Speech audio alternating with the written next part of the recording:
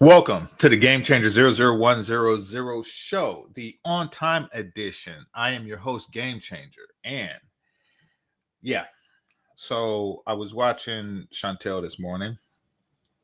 By the way, all of the videos that I do is in response to someone else, whoever's in my feed, and I see something I like. I'm like, okay, let me share this with my peoples. So I'm watching Chantel, and in one of her daily shows, somebody came up and said something about a quarter zip trend that I'm just going to share it with you because I want to make this a quick video. I want y'all to hit that like button upon arrival. Okay, let's see what this lovely sister has to say about the quarter zip trend.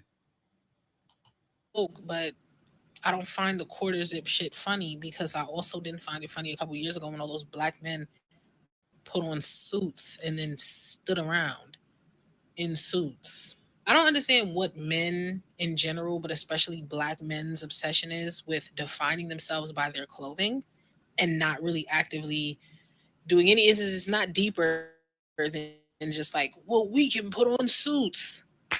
I can also put on a suit. What is the point that you're trying to make here? Like, it's like costume. Like, let's dress up as the social idea of success or productivity or decent, productive human being. I don't know. I don't even understand what y'all are trying to communicate to us. Y'all are constantly like essentially dressing up as white men. Like, that's kind of the underlying idea. Suits, quarter zips, like associating yourself with this like stereotypically white style. Hello? Do y'all not see how that's one offensive to you as a black person, upholds white supremacy, but is also reductive of your like humanness? I don't know. It's like everything all the time with them. Nothing latches. Like maybe I'm Says the blonde. And it's funny that the first comment here is a reference to that blonde wig and eyelashes. Not eyelashes, really nothing, but it's like, wait a minute. Trying to conform to whiteness. I mean, one is just an outfit, and trends come and go a lot in every way. It really doesn't matter. I mean, and in a very real way, if you were to think about your stereotypical real true PIMP, he also wore a suit. Keep it a buck. And then you have the like Malcolm X's, the Martin Luther Kings, like as far back as you can go.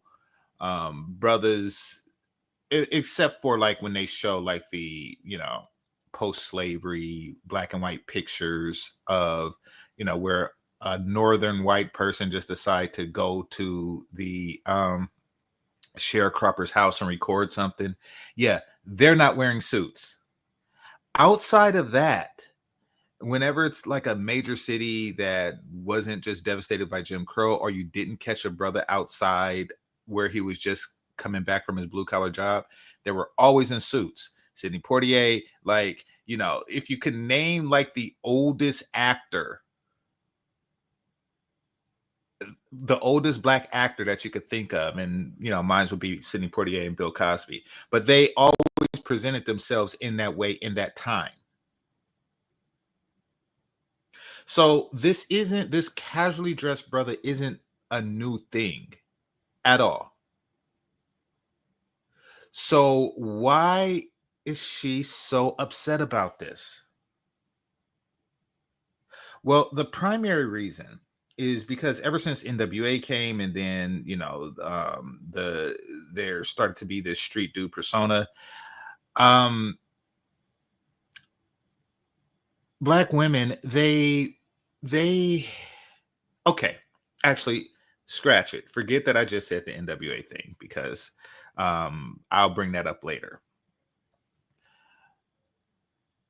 Black women have very few privileges from a social standpoint. And I'm not talking about like the DEI, that's more, a job standpoint. But I'm talking about like, personal interactions. Most every other group of people don't enjoy their company. They can't, their milkshake don't really bring as many boys to the yard as other groups of women. But one advantage that they do have that other groups of women do not have is a population of trained, thirsty men. Hit the like button.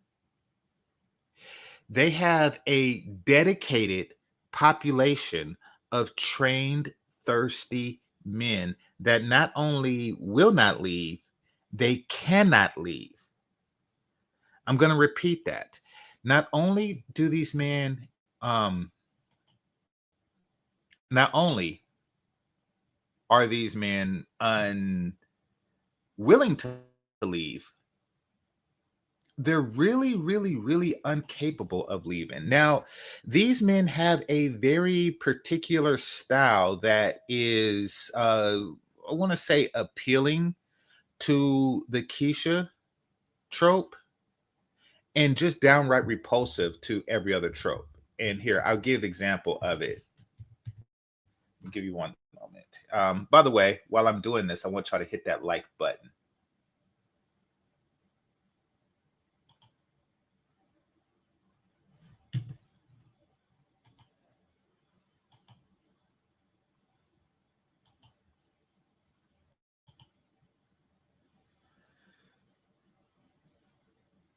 Okay. And here we go.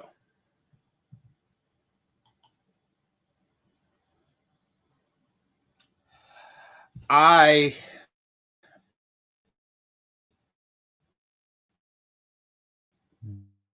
don't know what this particular, I simply don't. I don't care to know. These or something like that. And if someone was to send an emoji with this particular facial expression, I would ask them, what are you trying to say? What is that look? And then, so there's that, there's the gold teeth, there's a lot of things that is clear that only they like.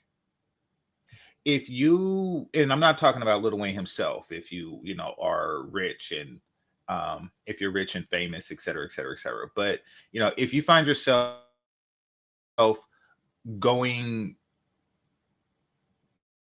with this style, then you will find that the majority of women that you attract are going to be Keisha. And you are just going to downright repulse every other group of women besides identify as Keisha. And typically those are fat. The only reason why they want to identify as Keisha because that is the only community where the men have no standards.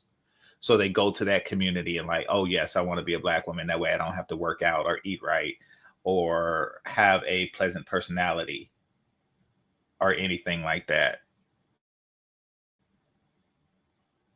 Nevertheless, they understand, they get off on knowing that they can go to any liquor store in the hood.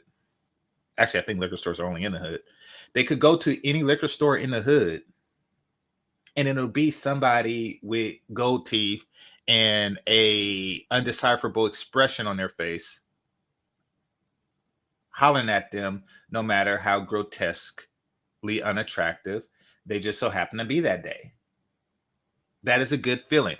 They understand that there is a dedicated population of black men that are there to solely boost their ego, that they never really have to compete with Becky. And I'm not talking about like the white woman who once again is on some Rachel Dolezal stuff.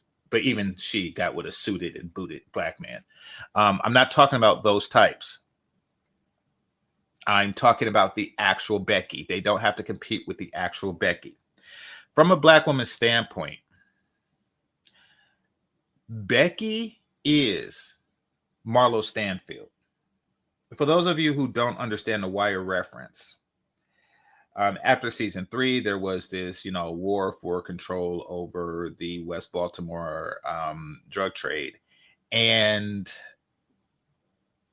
a person named Marlo Stanfield won. And what he started to do was take over all of the less defended blocks. However, he left them alone if they weren't really making money like that. That was the only way to avoid him. Once you start making some real money, he's going to come and say, okay, you got 2 choices. You can either move off the block, or, you could see my boys on the street, or you could work for me. All right, actually, that's 3 choices. My bad. These are your 3 choices. That's the way Becky sees, or excuse me, that's the way Keisha sees Becky. She sees it as someone who is capable of walking up to your man and taking him at will. And the only thing that stops her from doing that is if she don't want him. So she encourages him to dress and keep an appearance that Becky don't want. That's all this is. That's all the gold teeth. That's all the whatever you call this. By the way, look at how he's dressed here. Just saying. Like, whatever you call this, that's all that is. They encourage this because they know that if you, like, he ain't going nowhere. He ain't going nowhere. So when they have this new trend, and trust me, it's not a new trend. When they have this new trend of brothers dressing in a casual way, and I'm going to talk about later how it's not a new trend. They feel threatened by this.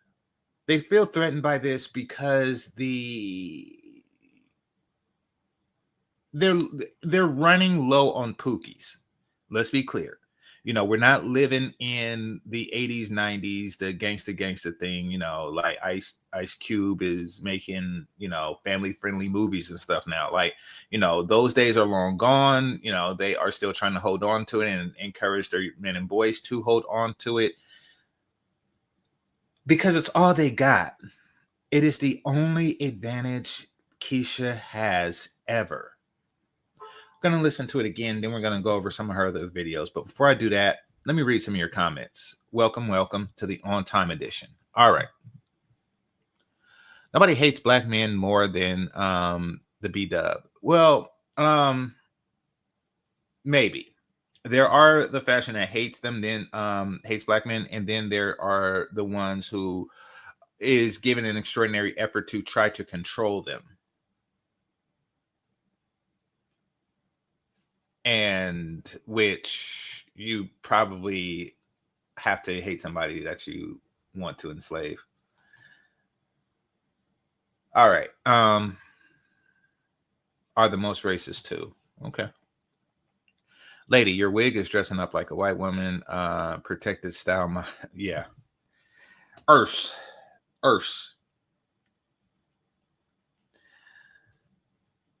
We're going to get into that. Yeah. How dare you, young black men, try to change your image to be positive? That's not a change.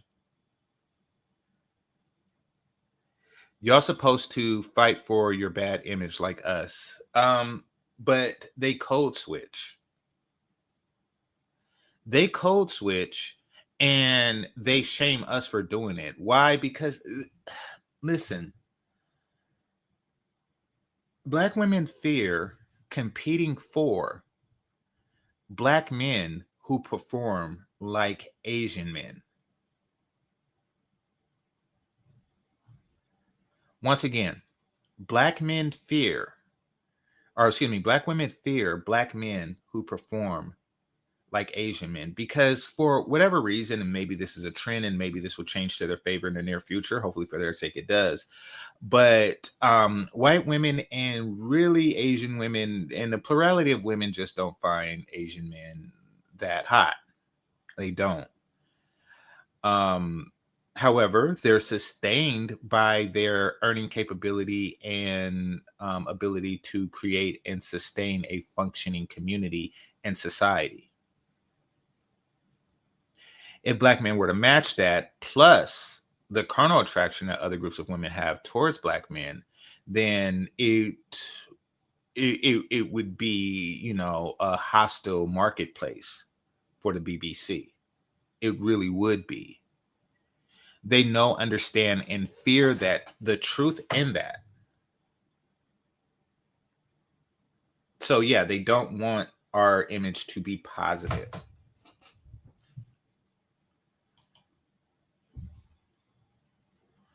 You can't with these women. Well, why do you try? B Dubs, hey, hating men more than anyone.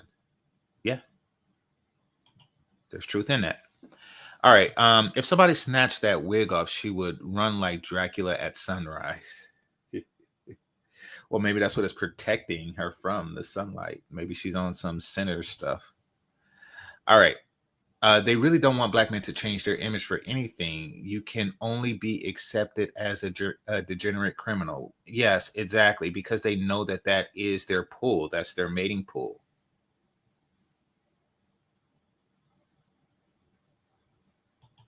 You know, and these men tend to have a need for them because it's very difficult to function in society um, without a welcoming appearance. You know, not saying that they can't make it and, you know, start their own businesses, et cetera, et cetera, et cetera. However, you know, there are limitations on what they do, and they come in and feel, you know, they're like, okay, well, you know, I'm a secretary, so, and I just so happen to be a secretary to a black man who don't have your demeanor. Nevertheless, if I were to get with my boss, he would just look at me as a secretary. But if I were to get with you would look at me as a highly successful corporate America businesswoman. But everybody else looks at you as the person who puts the staplers in the staple, or excuse me, who puts the staples in the stapler.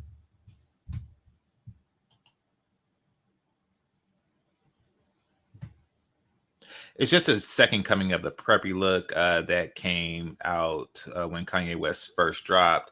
Usher was wearing suits and jeans, Jay-Z too. Fashion goes and comes. Yeah, I mean, this is not a new thing.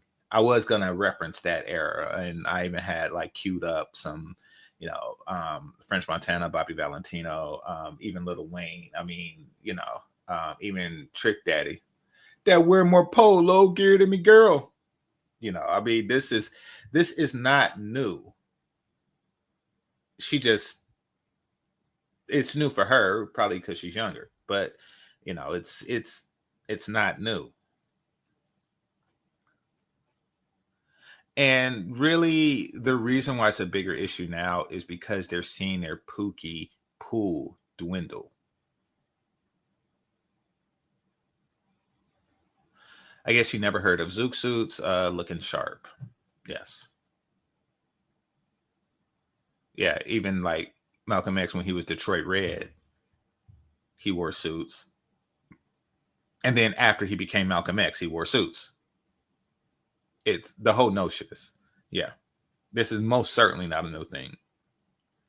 If young men raise their standards, put them above the females that they and they can't that okay. I'm going to focus on the young men raising their standards portion. What they're, in addition to raising their standards, what they're going to, because I dress like this all my life in some form or fashion. And what I mean by that is I dress casually all my life. you will never find a picture of me with saggy pants and most certainly not gold teeth ever. So, what I found is that you attract, I'm not saying that dimes are just going to fall your way, but the women that you do attract, is much, much, much broader. And what you will also find, and this is for those of you who haven't figured this out yet, is that you don't necessarily repulse Keisha when you do that. What you do, and this is if she's attracted to you, otherwise, of course, but what you do is you attract the Keishas who are looking to get out of Kashicity, Kashasta, whatever you want to call that. They're looking to get out of their own trap, their own trope, their own stereotype. And they look at you as a conduit to do that. They like, listen, he appears as if he only messes with a certain type. If I can attract him, if I can seduce him, then it means that I can be that type. My code switch game is, on point. I was able to attract Carlton Banks, which makes me Hillary Banks. Like that's really the thinking. And this just comes from a lifetime of being me, being a black hood race nerd. Like this is what I come across. And then, yeah, so you really put yourself in a prime position that a lot of Black women fear competing in. Black women hate anything a Black man does that makes him more attractive to non-Black women. Exactly. Exactly. Which is why, when one of their main approaches is you look like you only mess with white women. And that's their way of testing, like, do you mess with Black women? Because you obviously aren't putting on the uniform of someone who messes with Black women.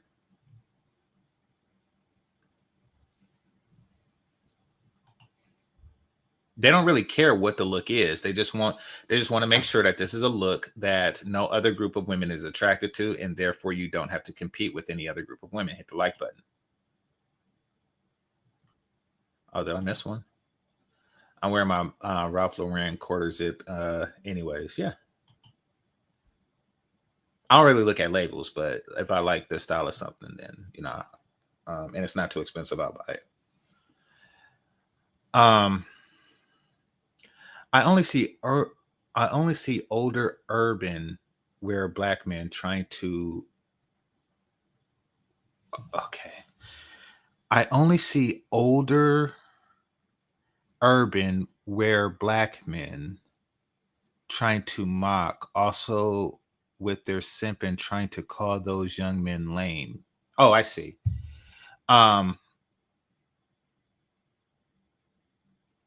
Okay, so there's a comma there. That's what I'm missing.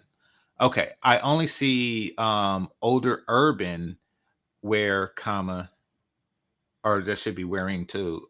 Nevertheless, I see where you're going with this. Okay, you're saying that you only see Black men and you only see older Black men in urban wear making and mocking Black men who dress different.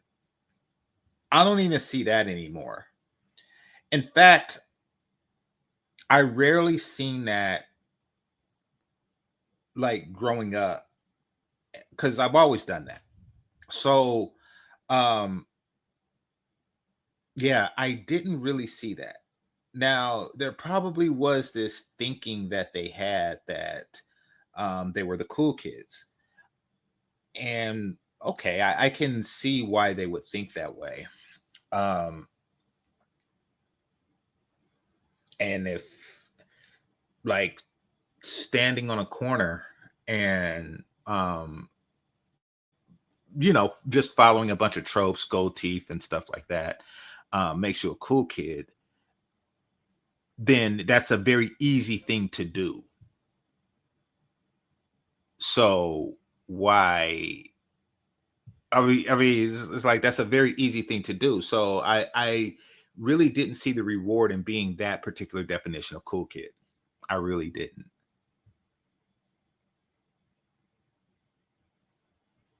So they can have that.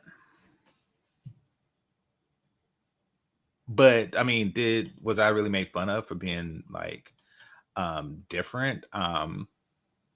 Not often or directly. And if so, I mean, I probably was, and I probably just didn't care.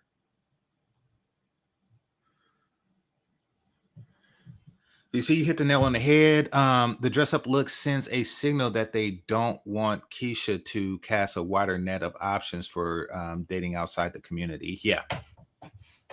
Yeah. Well, I mean, what Pookie is slowly realizing is that Keisha is not rewarding Pookie enough. And not only that, and let's call him Greer.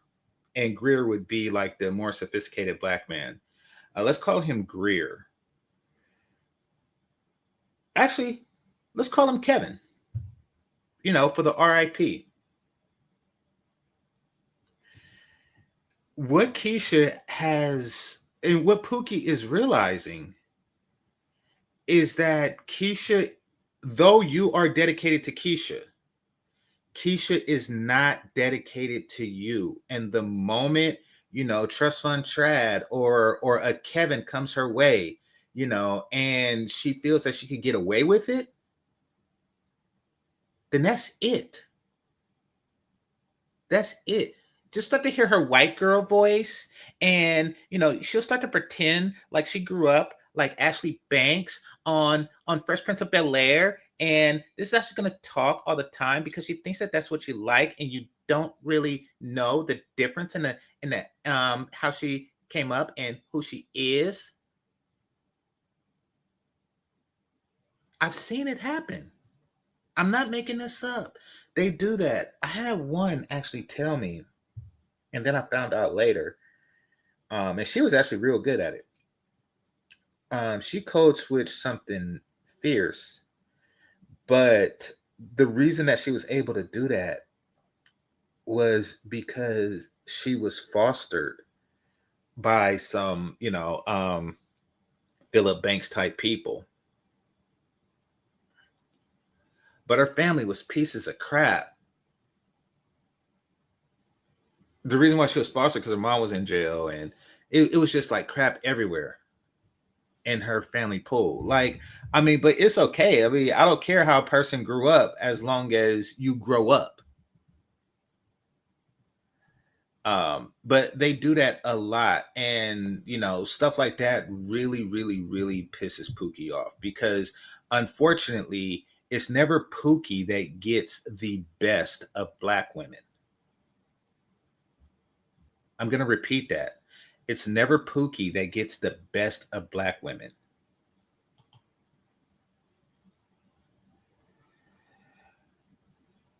Remember the black men and the black boys in suit a few years back? They tried to mock. I think that they talk about this. I think that she mentioned that something about some guys in suits standing in a parking lot. I think she mentioned that, and we're going to go over her video again. Salute to you, brother. Delusional podcast. Shaking my damn. Are you saying I'm delusional? If so, then elaborate. What's my delusion?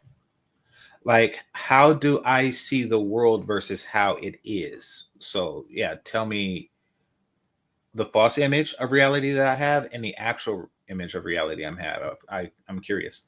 All right.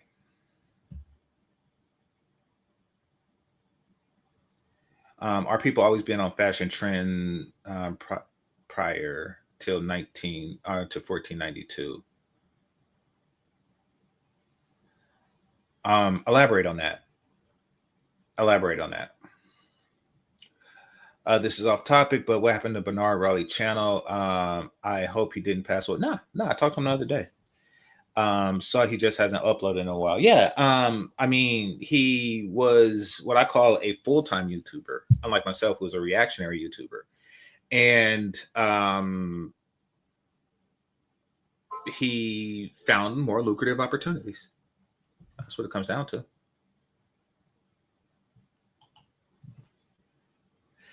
The quarter zip return of the preppy will require believe me, them to wear heels, dress light, makeup, and move ladylike. Well, they do that for their jobs.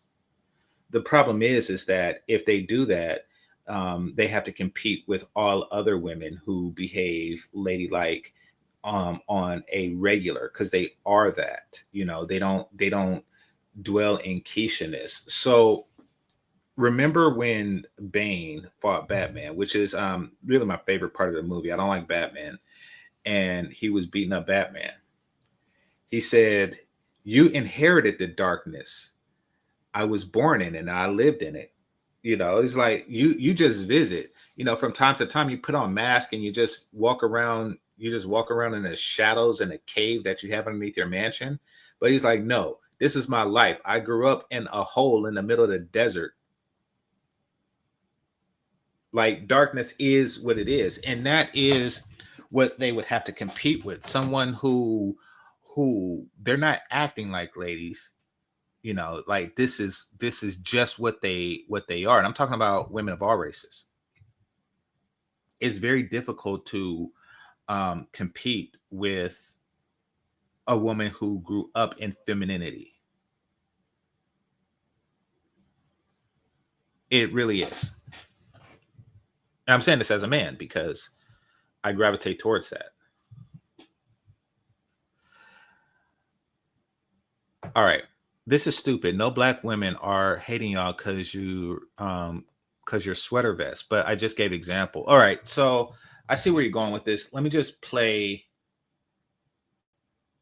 the thing, because if you think that that's my delusion, I will show you the reality. And then I'll read the rest of your comment. I'm too woke, but I don't find the quarter zip shit funny because I also didn't find it funny a couple years ago when all those black men put on suits and then stood around in suits. I don't understand what men in general, but especially black men's obsession is with defining themselves by their clothing and not really actively doing any. It's not deeper than just like, well, we can put on suits. I can also put on a suit. What is the point that you're trying to make here? Like, it's like costume. Like, let's dress up as the social idea of success or productivity or decent productive human being. I don't know. I don't even understand what y'all are trying to communicate to us. Y'all are constantly like essentially dressing up as white men. Like, that's kind of the underlying idea. Suits, quarter zips, like associating yourself with this like stereotypically white style. Hello? Do y'all not see how that's one, offensive to you as a black person, upholds white supremacy, but is also reductive of your like humanness? I don't know. It's like everything all the time with them. Nothing. Okay, so I didn't just pull this out of thin air. So now that we know that your accusation of delusion is false, I'll read the rest of your comment. It says, "This is stupid. No black women are hating y'all because y'all wear sweater vests. I'm a black woman who loves black men, and most people love and support each other. All this infighting is stupid." Okay, you're in the wrong place, Rosemary. You're in the wrong place. So back in the day when I watched Jerry Springer, when somebody that they felt wasn't white trash enough, they would say something that I'm about to say to you now. Go to Oprah. Go to Oprah. Go to Oprah.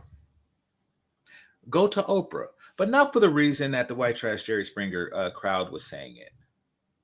No, the reason why I'm telling you to go to Oprah, because if you want to say stop all this infighting, then go to the ones who started it. Go to Oprah. Go to Oprah. Go to Oprah. Go to Alex Haley. Go to Terry McMillan.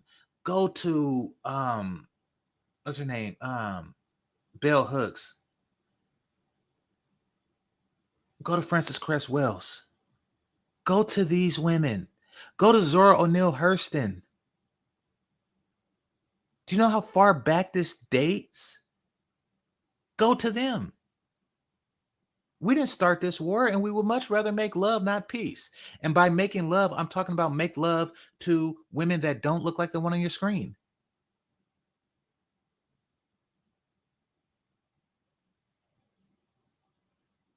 We didn't start this. We didn't start this. Not only did y'all start this, y'all started this when we were doing everything for you. We was doing everything for you. Say it loud. I'm black and I'm proud. Remember that? Remember the Panther movement? Remember Malcolm X talking about y'all the most unprotected? We was doing everything.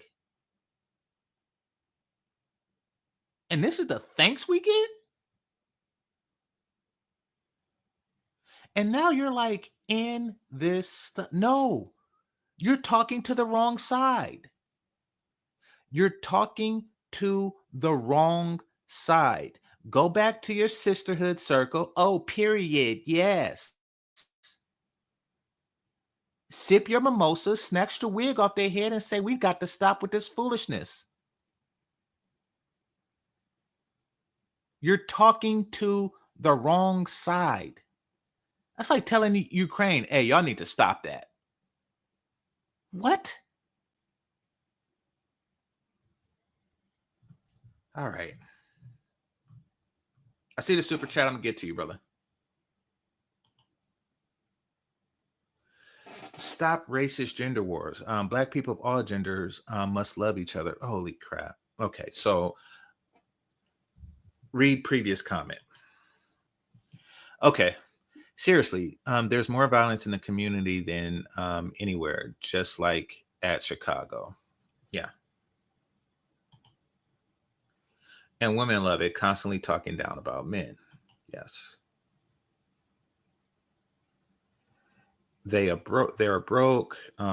He's beneath me, on and on and on. So yeah, and they're made to be broke because that's the only ones that they can seduce.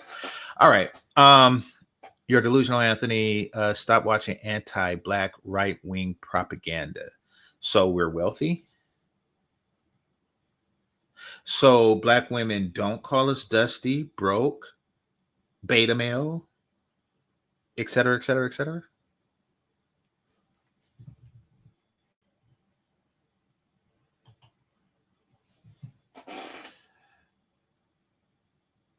Stop speaking for all black women. You are yourself. There are a lot of black women who hate on black men. Yeah, I mean, you come off as extraordinarily disingenuous when you like to pretend like it doesn't exist. Like, I don't know what you're talking about. We love y'all. Which is a very true and a very possible thing. However, the love, it is expressed in a completely dysfunctional and non-functional way.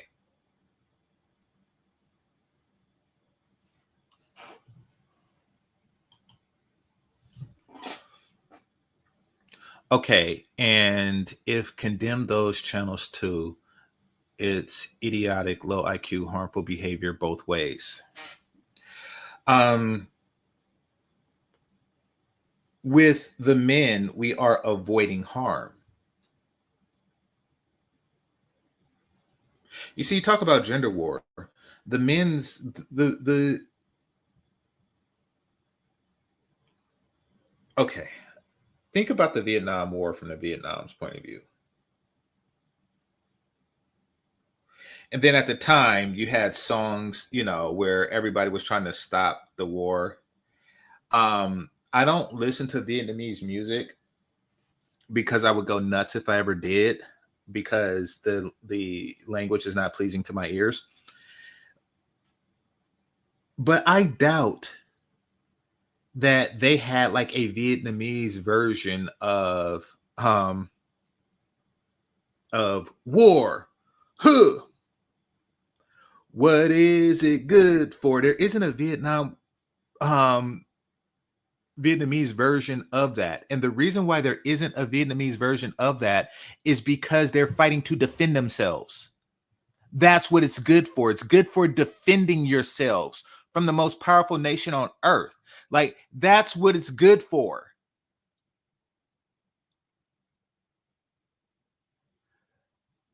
Nobody was going up to the soldiers that was defending them saying, war is stupid. You're stupid.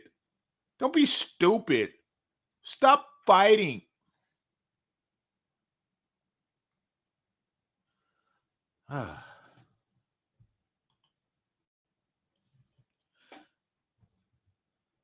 Saying a black man looks like he dates a black woman is actually a compliment, LOL. It means he looks clean and well put together. Most black women are not hating on black men.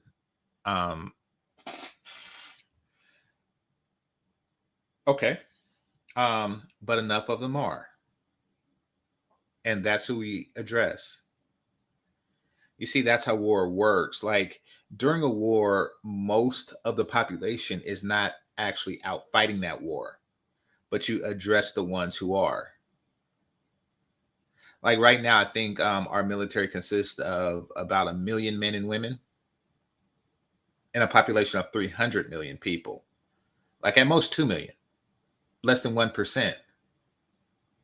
But if someone was to be foolish enough to go to war with the U.S., they're not going to say, well, it's not all Americans, because it's these are the ones.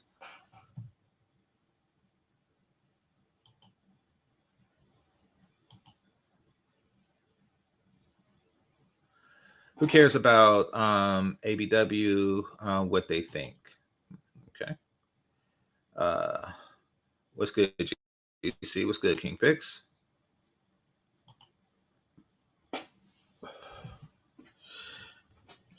Tell me they don't have nothing else to do with their lives since they're on the verge of being extinct and the community will disappear in the next 5 years. Well, it'll either reform or disappear.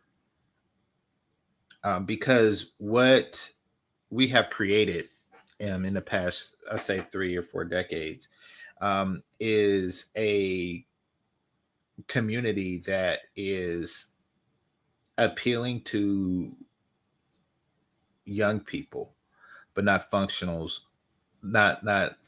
adult. So it's not really going to last, in other words.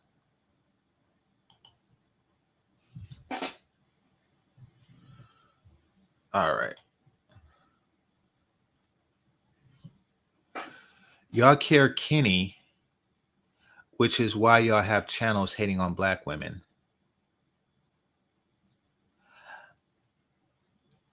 Retype that and try to be clear on what you mean. If she don't appreciate a man in a blazer, I'm not the one for her. Mm-hmm. Well, I mean, it really, they just don't like that it's cut into their Pookie supply. Because remember, I mean, you look at the character Ghost from the original Power, and then his son. Like there is just a move towards that.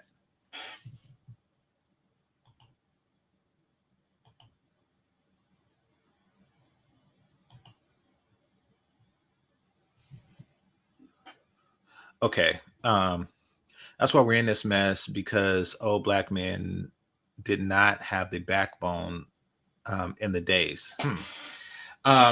Well, I mean, ideally, they understood that a community cannot function in a gender war. It cannot excel, cannot thrive. It cannot excel unless both parties, men and women, are working together to breed the healthiest children. And this process continues. And when I say healthiest, I'm talking about working at their full potential. That's how this works, which is why, once again, we didn't want it, but black women have made it clear that being passive is not going to stop their aggression. In fact, it's going to encourage it. It's called appeasement. Black women are even being called out by other races of women for hating black men. Absolutely. Look at my video yesterday. It's members only. Become a member. Become a member. I'm going to do a lot more stuff for members only. So stay tuned for that. But become a channel member. All right.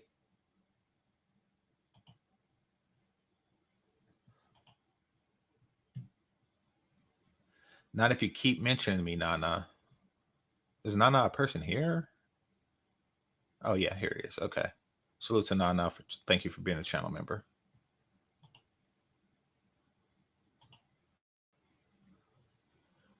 Black women don't like black men that date white women because they can't compete. But actually they can. And that's the cold part. But there's this feeling that they can't. It's a self-defeating attitude that they have towards white women. What they say we think about white women is actually them projecting. It's actually how they feel about white women. They're the ones who feel white women are more beautiful. If you don't believe me, we can look at a doll test and find out. In fact, I'll just, because I haven't done this in years, but let's just go to YouTube and look up the doll test and see what's going on. See who's failing the doll test, like right now. Let's see what happens when you ask a 4-year-old black girl, which is the pretty doll. Let's see. Hold on one moment.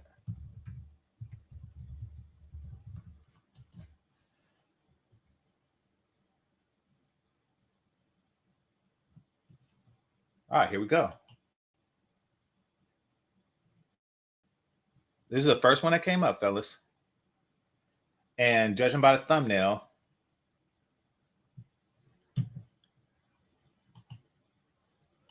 let's see.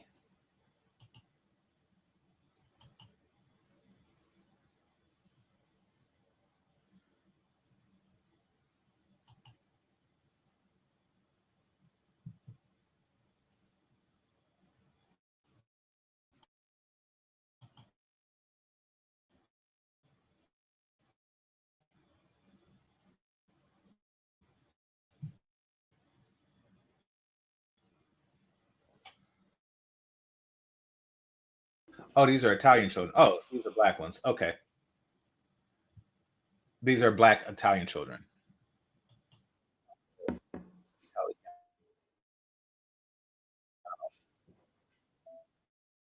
Which doll is black?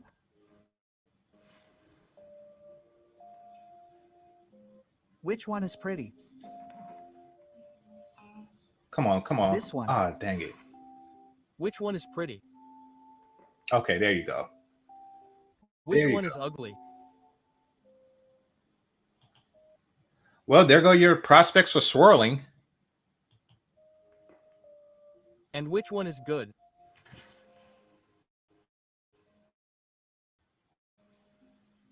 Which one is bad?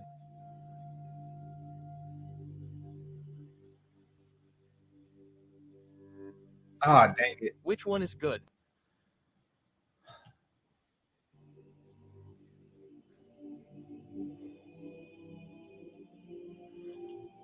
Well, there go your swirl prospects.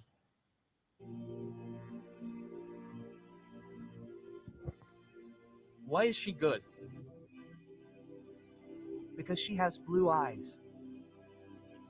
Which one? Now, these girls grow up. So enough of this. Y'all get my point.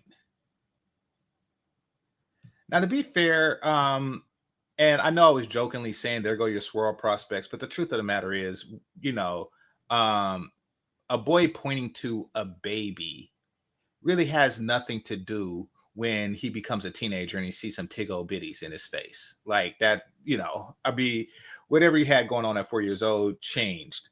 However, because it's not a point of attraction to them, it's a perception of attraction. It doesn't really go away as rightly.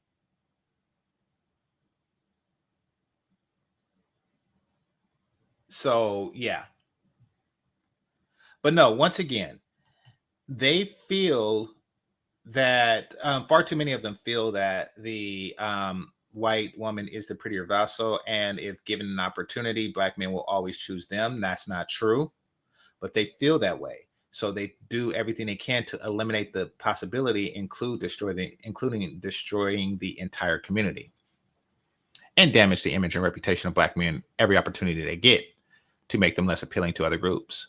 All right.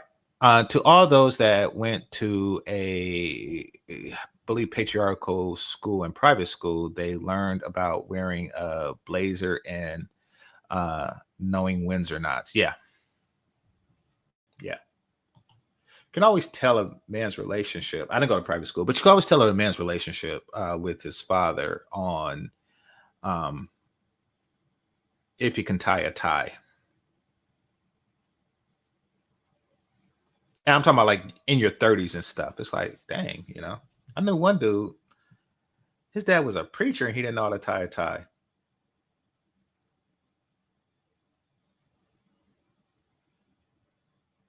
I actually got a lot of my style from Carlton. He wore some nice Tommy Hilfiger shirts. Yeah. Yeah. He had a similar dress pattern than I did. Yeah. I didn't wear the sweater around my waist.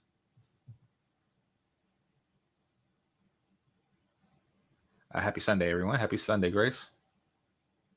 Outside of the black community, a lot of people don't care about brands. Well, they don't have anything to prove. But black men who don't have anything to prove also don't really care about brands. Me, I'm just a frugal man. Yeah. Okay, so you're saying what I said. Yeah. I grew up around white people, and I didn't have to wear expensive brands to pull white girls, even as an adult. No, you don't. Because I remember in college, this white dude, he had like one very old pair of shoes, and like when he was bored, he would draw on them with a pen, and white girls didn't care. He was a white dude, but I'm saying still. But once again, like the expensive shoes and stuff, I mean, they know that this is something that only impress black women. So what you're doing is it's a mating call. When you do stuff like that, it's a mating call that only black women can hear.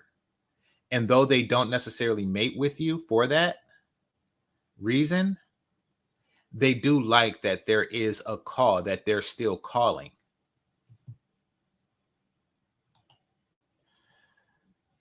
Black women don't like men with standards. Yeah. And, and quite frankly, I don't like women with standards.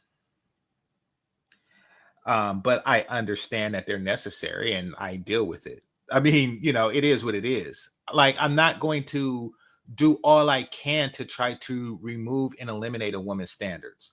Like, if I see like an extremely beautiful woman, and I am an average or even above average man, and or a below average man, even, the only chance I got is either favorable circumstances or a complete absence of standards. That is a good deal. That's a good deal when, so yes, we all want it. I'm not going to fault them for that, but the extent that you go to assure that a group of men don't have it is ridiculous. Like, I would never raise my daughter to not have standards, so it would benefit some dude that I haven't met yet, just to assure that he gets a deal. That's ridiculous. But that's what they do with their sons. I like this trend for young men. Yeah, it's a remake of previous trends, but absolutely, yeah. Feminine women dominate. Well, they attract men that dominate. They don't have to dominate because they're feminine. Yeah. They damn sure don't. You're sassy if you have them. Okay. It's a bunch of poor people who like to show off I like some name brand sweaters and Coach jackets, but having Gucci plastered all over your chest. Yeah, I agree. I agree. Because Ralph Lauren, it was a small, logo. What's that? What's the name of the game? Oh, Polo, of course. It's a small logo of someone with the polo uh on a horse with the polo hammer or whatever you call that thing. I never played that.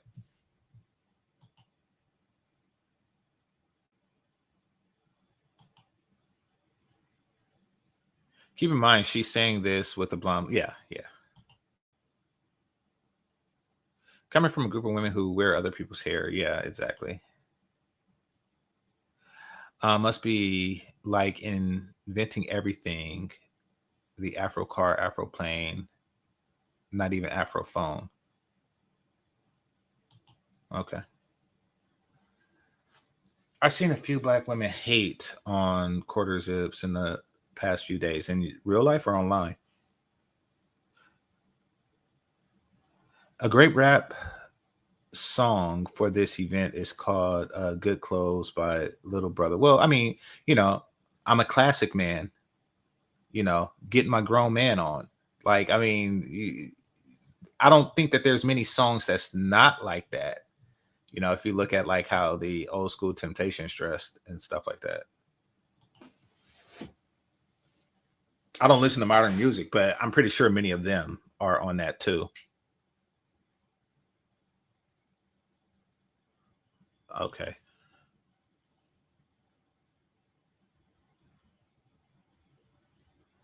I didn't know quarter zips was a thing until people were talking about it. Well, I didn't know either, but you know,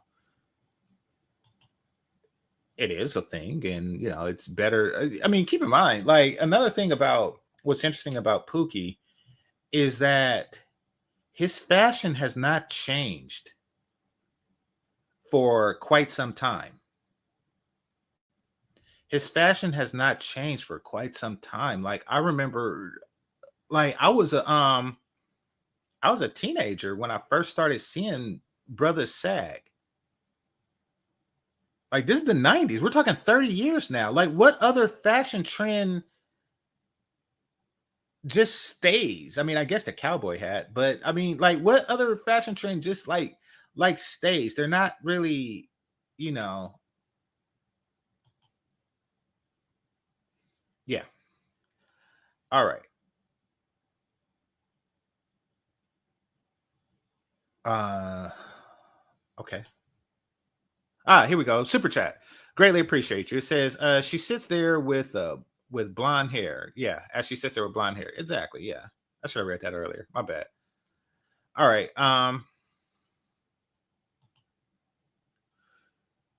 Pyramids 15,000 years before 1492.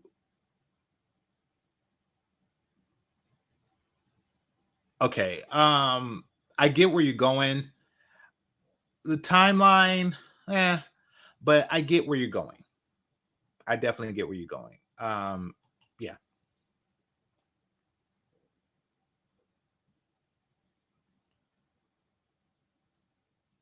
Thought they meant weed at first. Okay.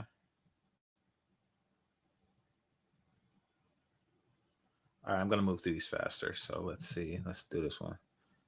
Suits are now just a white thing. Anyway, back in the 20s and 30s, but yeah, I already mentioned that. Yeah. I mean, I really just said like try to find a time they didn't. And the only thing I could think of is when it was impromptu pictures of black people like on a sharecropping situation. But even when they go, because in the 1800s, pictures were a not what they are today. Pictures were a more complicated thing, so to speak. And photographers, actually had to know what they're doing chemical wise and lighting wise in order to take a picture properly. It was like this whole thing that was done in a box, and it wasn't an instant click. A person would actually have to sit there with his or her head straight for a long period of time, kind of like if they were being painted. They had to sit still for a very long period of time. And my point of saying that is, um, all of those pictures that were done like that, and some of you may have some of your ancestors, like your grandfather has a picture like that, and his father or mother has a picture like that, type of deal. Um, they're always suited, because why would you do something like that in your overalls?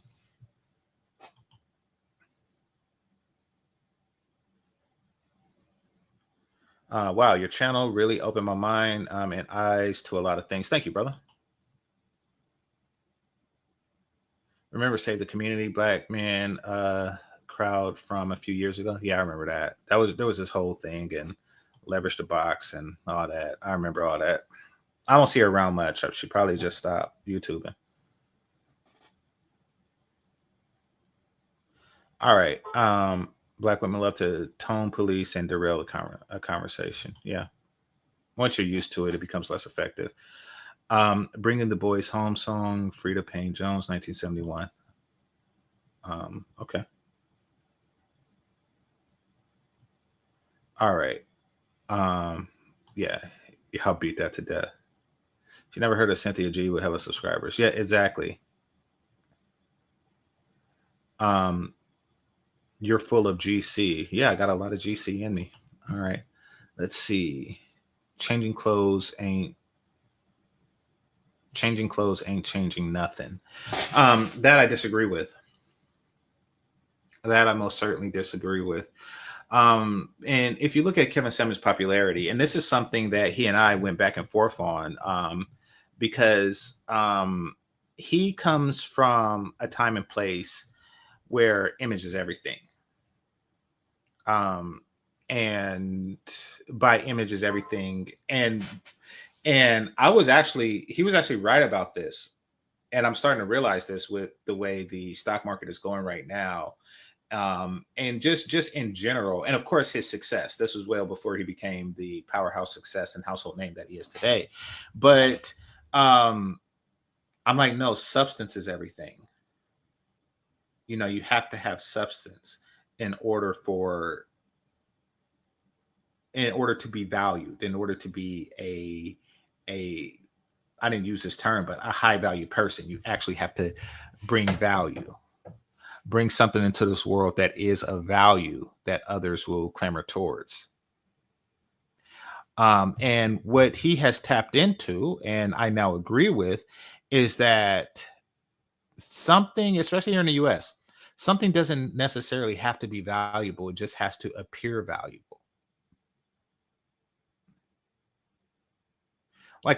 And I found that fascinating as time progressed, how right he was and how prophetic he was in that. So, and it's just amazing the effects of image on society at large, but also the way a person is seen, and see themselves and others see them. It is.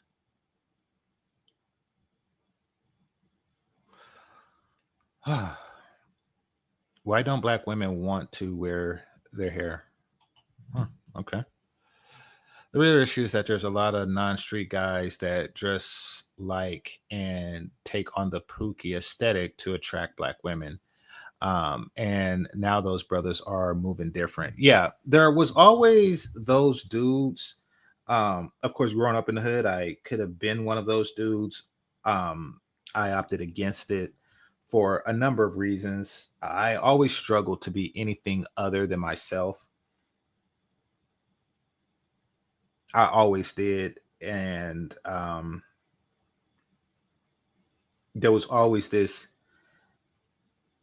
feeling that everyone could see right through me, and they could. So I didn't even go down that. Now, have I ever did something like that? Um, yes. Yes, I have. I remember um, as a kid, to spend more time with my dad, I would watch football and pretend like I knew what the fuck was going on and that I liked it. And I cannot watch a full game of anything. Like football, baseball, basketball. I like well, baseball, they would take me to an A's game, but I'm not watching it. I'm just, talking to other people, family. I'm not sitting there watching it because it's just so boring and grueling and I don't know how many of you are nerds, but you know what I'm talking about. Like it's just sports to us. It's just like wow, balls are really important to people. And it's so freaking long. It's like hours. It's hours. But I would pretend just to spend a bit more time with my pops. And he saw right through it. And I'm like, I'm not gonna do this. I'm not gonna do this. And surely enough, he learned to, because even though he's not a nerd, he does have a nerd son. So it's his responsibility to get down with the stuff I like, which he eventually did. So it is what it is, just be yourself.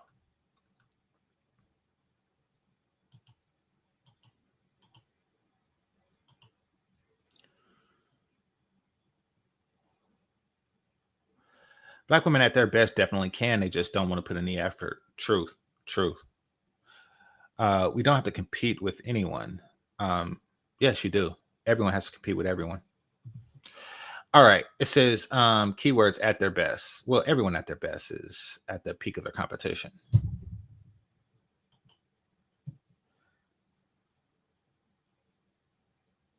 Black women are talked about over here daily. Where is she? I don't know who she is.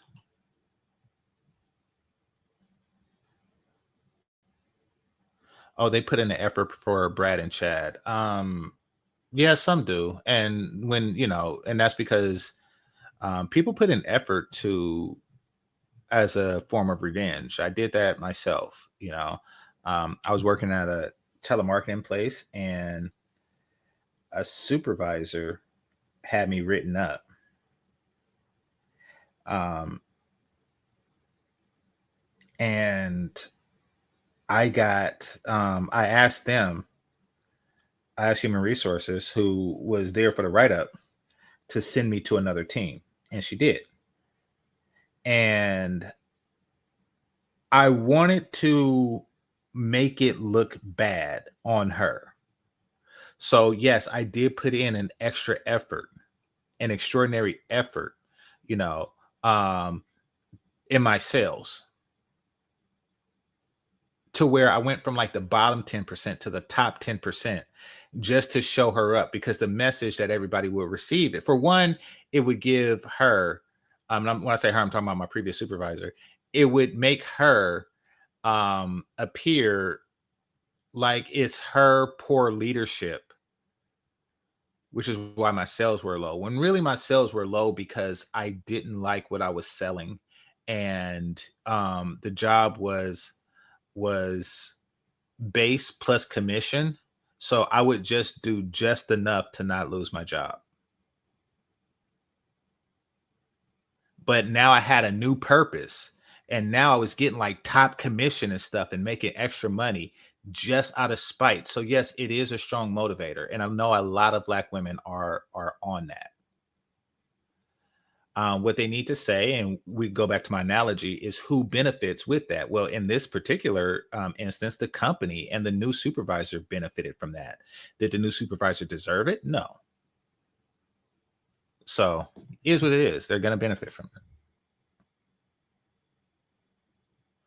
Well, these are boys and girls. I don't know what you're talking about. I heard about that test. This was one of the things that influenced the element of Brown versus. Yeah, exactly. There's a movie about it. I forget the name of it, but it talks about Thurgood Marshall.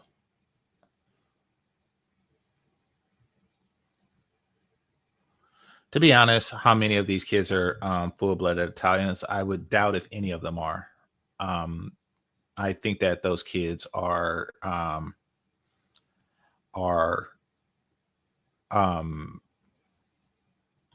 just nationalized citizens of Italy, which is okay. I mean, I think that church. I mean, I don't think that their conclusion is really right. If anything, because they're kids and they've experienced very, very, very, very, very little of society. Some of them haven't even started school yet. So, the only racism that they can actually get is in their home.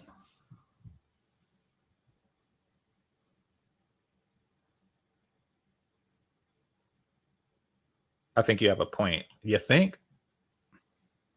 I wouldn't be here if I didn't. King picks. Why do you care? I don't want you, scrub. Okay.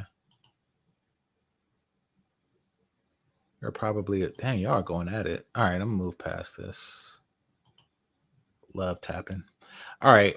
You see rich people all day at Goodwill looking for deals. I do not see that, but I do know that they don't have the need to try to appear wealthy. But I don't know if they go to the Goodwill. Actually, there was a woman named Jackie Jack who used to be on Bernard's show a lot, and her whole thing was to find, because she works in fashion, so she finds stuff in thrift stores and sell it online. And I'm pretty sure she probably has like a lot of white people there. So she finds something probably at Goodwill, marks it up, and then sells it to people online. And yeah, once again, it's nice to not have anything to prove. I just watched a YouTube short of a woman song dressed in business casual. Okay, cool. MAB. What's going on, brother? Salute to you. Salute to you.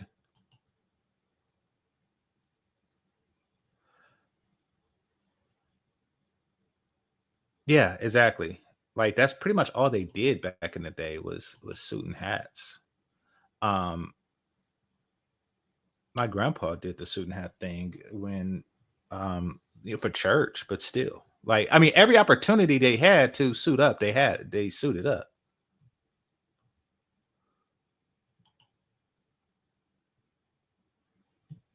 There's still some losers just in a 1/4 zip. Okay. Everybody loses until they wins. All right. Let's see. Media Man shows he's another Thai person. Media Man showed the statistics. Young black men today are less involved in crime than my Gen X. Yes, of course. I mean, Gen X, it was lucrative. It was lucrative for Gen X. I mean, more so boomers, but it was still lucrative for Gen X to be involved in that life. There was a reward. There was a monetary reward in it. Now there's just you're just like living off past trends. And because we're about 40 years past the heyday of Gen X, there's really no, well, yeah, there's really no incentive at that point.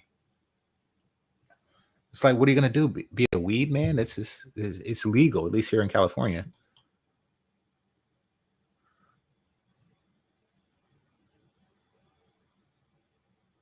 Can you give me black women and white women marriage rates, please? Oh, dang, you're still talking to her. Okay. None of you are capable of doing your own research. Nope. That's why we have Google. All right. It says, I'm a woman, LOL, but thanks. Okay. You're welcome. Black women are getting degrees and doing our skincare.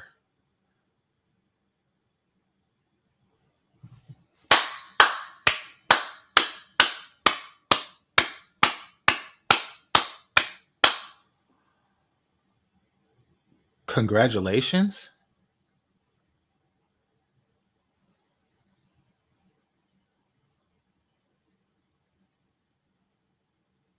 I mean, congratulations. I degree in skincare. Oh, okay. Okay. Oh, yay, black women. I always wanted a black woman with a degree in skin.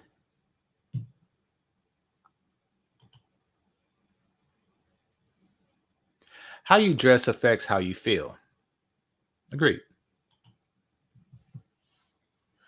That's like putting that's like putting that's like me putting on glasses and now I'm a nerd geek. Or you're a person with poor vision. But I get your point because I'm a nerd geek and I don't wear glasses. We need substance and a sense of style. Absolutely. Y'all are all goofy. Okay. And you're daffy. All right. Anyway, says you're okay. Dang, y'all are just going at it. The comments just don't stop. I've been reading it for a while. Okay.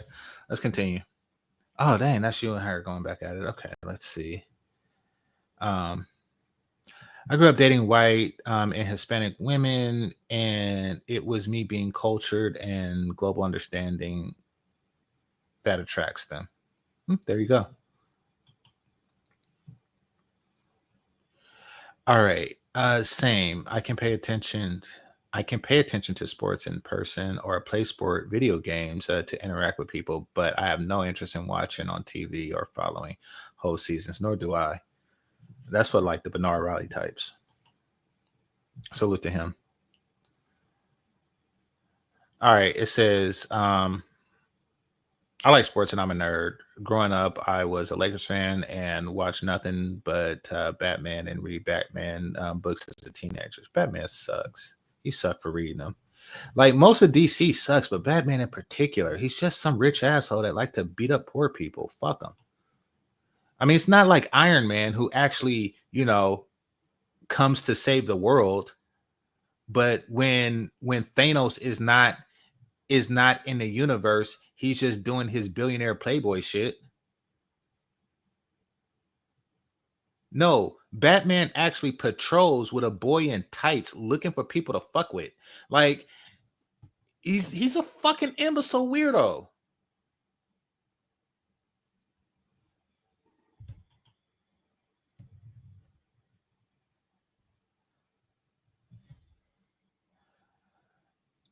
When I was younger, I felt the same way. Game changer. It wasn't until I became athletic I changed my views. Well, good for you. I mean, you tried something that you didn't like and you stuck with it.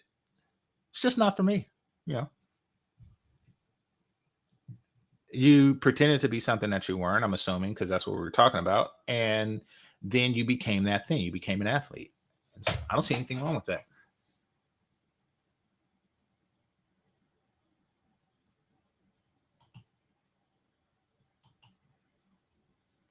Um, I'm a nerd. I like anime. I think a nerd is something that others would say about you, kind of like being attractive.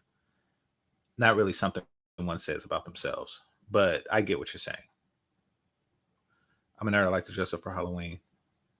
Okay, and there's way too much sarcasm. I'm just move past that.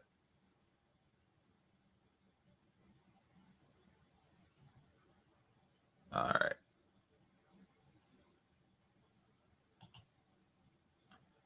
Also, have you heard of Ask a Brother podcast, Game Changer? Sure, I have. I cover a lot of people. I'm sure I have.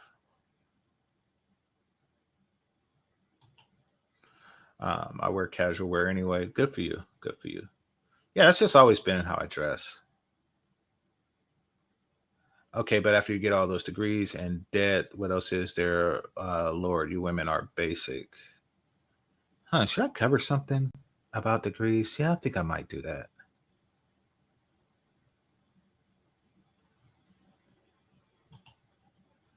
I don't know if you're asking me this, um, but if you are, I'm not. So there you have that. I was always more of a Peter Parker Spider-Man. Well, the major difference between Azrael, between Marvel and DC is that there's nuance to it. There's always a blessing and a curse to every hero. So you have Xavier, he's strongest mind in the universe, but he's in a wheelchair. You have Cyclops, who he needs his visor in order to see. You have the Hulk who there's obvious problems with his powers.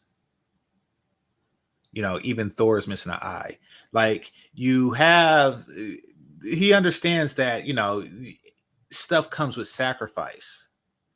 And that's not necessarily true in the DC universe. When you look at characters like Superman, Batman, et cetera, et cetera, et cetera, these are all pluses, no minuses.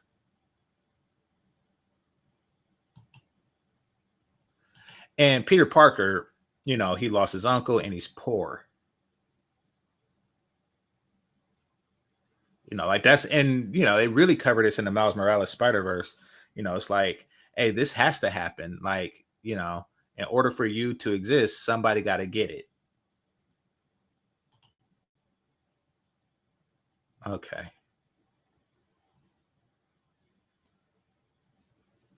Batman adopted children. Tony is an alcoholic and egotistical. Batman wins the morality battle.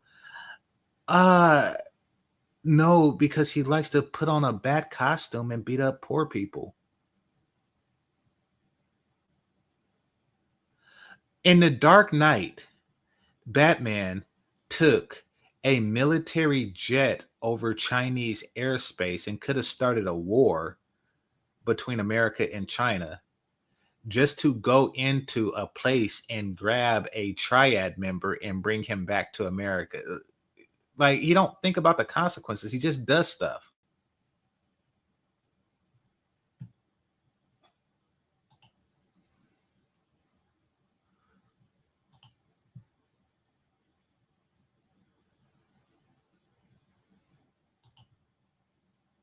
Black Lightning and Smooth Cage was and Luke Cage was smooth though.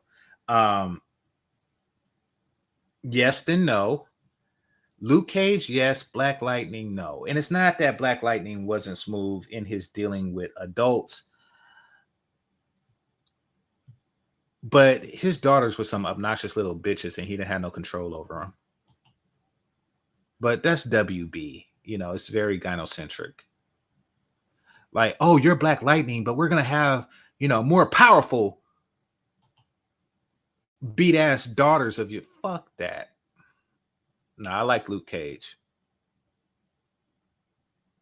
So they brought back Daredevil. They need to bring him back now. I prefer women who are nerds. You and everybody else in the universe. Yeah. I married the only one I found 25 years ago. She divorced me. That's sad, but yeah. Oh yeah, but nerd women are the shit. And non-nerds like them too. Non-nerd men like them too. I like both Marvel and DC. Days of Future Past is my favorite graphic novel.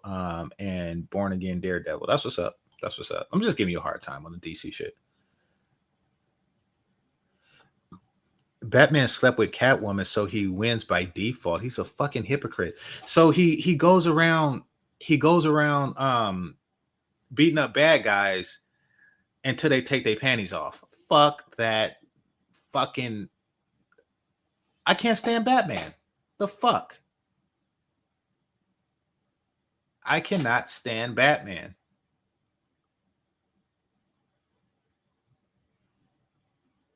This man beat up bad guys, but that ass though.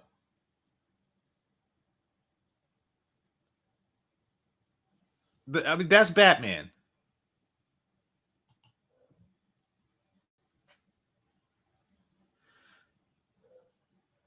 Nerds tend to have to take a double L, one from the black community, another from white nerd community. I don't think I ever took an L from the white nerd community. A young cosplay girl just offered herself, just offed herself because of racial bullying. Yeah, I seen the thumbnail for that. I didn't click it though, but it is sad when anybody offs themselves. Batman doesn't believe in the death penalty. That's what makes him lame. I agree with the Punisher. No, I mean what makes him lame? He don't believe in the death penalty, so he could whip their ass again. He's a fucking sadist. He said Batman is Blue Lives Matter in a costume. Yeah, exactly. Like if he was a cop, he'd be one of those cops with the vest on outside they shirt, and just like way too much equipment and shit. You know, the ones that walk around with like 6 extra clips and they bulletproof vest pocket. like he's one of those. He's fucking a jackass human. And then all the villains and shit like that is always a result of him fucking with people. Like all the villains that come around is the result of him. He somehow created them. He somehow created more problems than it's worth. Like the Joker. He's like, when I seen you, like you just awoken his crazy. He's like, oh shit. And then he didn't care about money. He just seen Batman. He's like, oh shit, I'm gonna go full crazy now. Like I mean, in Jack Nicholson, you're the one who put his ass in a vat of acid. That's you. You just keep fucking with society. You made Two-Face. You keep fucking with society. I'm Batman. Shut the fuck up. Who else is a billionaire that's not a fucking asshole? Like, I mean, Tony Stark is. Professor X is. Yeah, you can be a billionaire hero and not be an asshole. Because you want to know what Professor X didn't? He didn't just get into his wheelchair and just scroll and roll through New York, reading people's mind, looking to see who's an asshole so he could fuck with them. He didn't do that. He got better things to do. He starts academies for mutants that's not really mutants, which is a little fucked up. I mean, it's not like he has like some, Benjamin Grimm looking motherfuckers in there. Like he has the ones that just so happen to be handsome.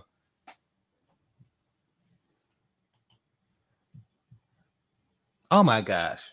This is the fuck I'm talking about. Most of y'all fit the definition of a geek. Oh, I thought that black women don't shame men for that.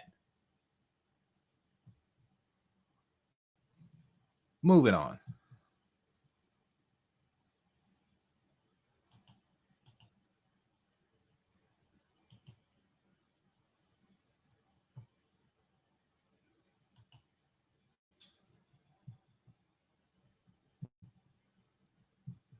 All right, let's read some of the comments. So somebody pointed out, like y'all did, that,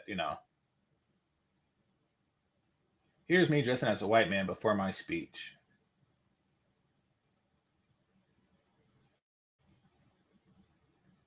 This is a horrible take. Oh, by the way, even though she looks fat here, she's actually fatter.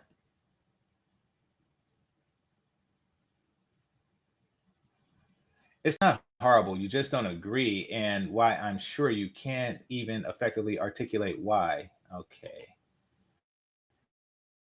Well, I just did. So there you have it. If he can, I can.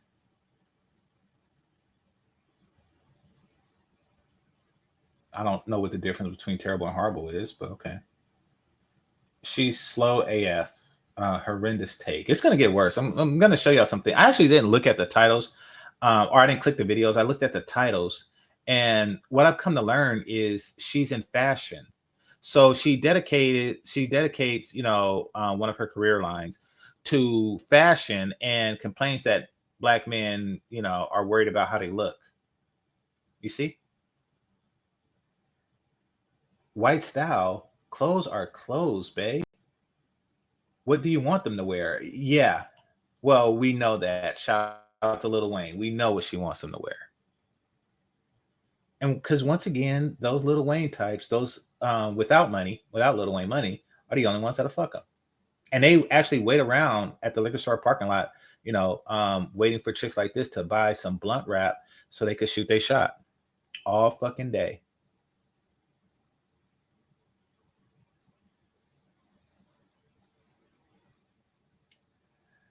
All right.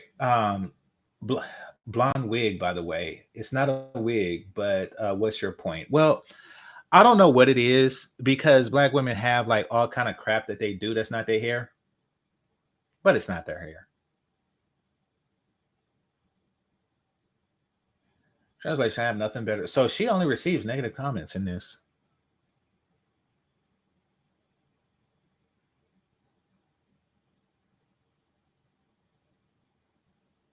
All right. So when MLK and them marched in 65, they were being performative and upholding white supremacy too. Exactly. What does protesting? Okay, so she's slow. She's basically saying that brothers wore suits back then to the protests.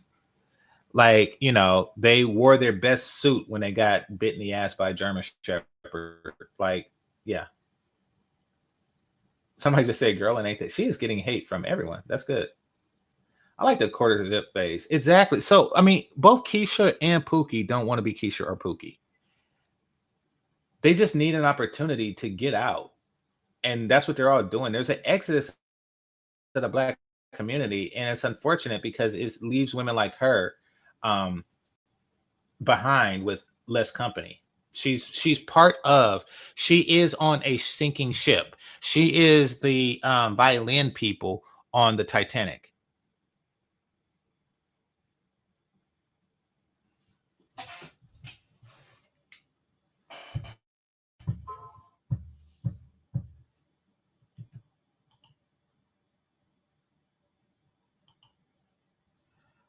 All right. I want men to do what they want. Well, bend over and say that. Jesus. What have you done? And then she said, you're white. I don't even, that does not compute. Is your hair naturally straight? No. But do you see me on here joking that my straightened hair is superior to curly hair? I don't know if the guys that she's talking about is saying that their style of dress is superior to sagging. But yeah, when you're just serious, people take you serious. Well said. I see you should respond to that.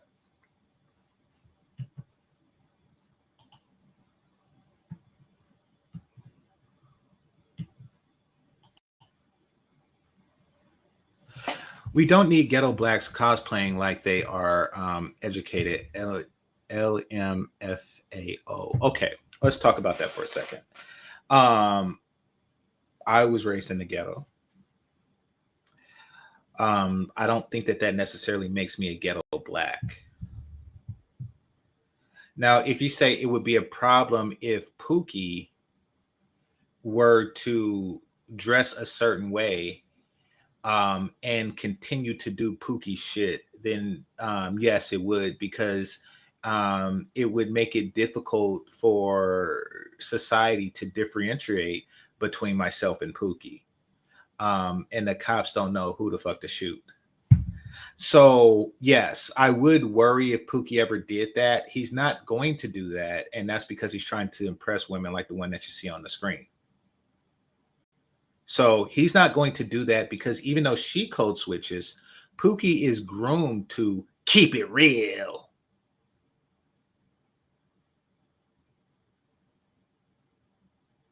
So I'm not worried.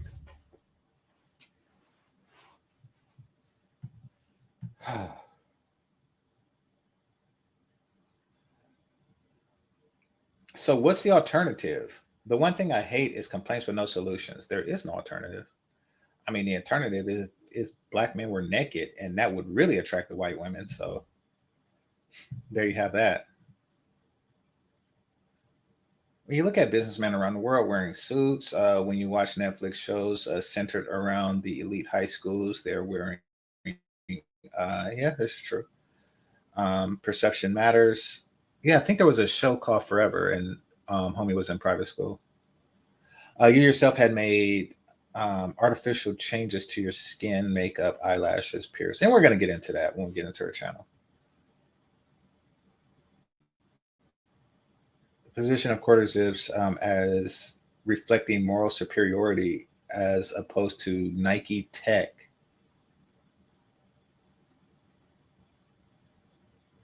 JS, not the same as simply participating in beauty standards. They are performing respectability politics.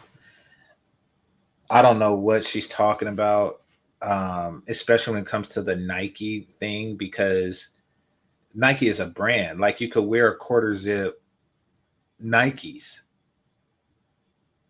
which I'm pretty sure people do all the time.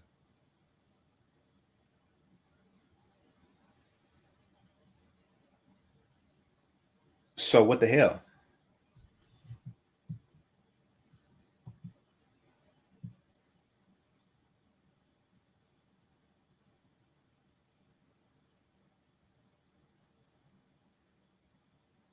They on Twitter saying you're wearing a wig when it's clearly silk press.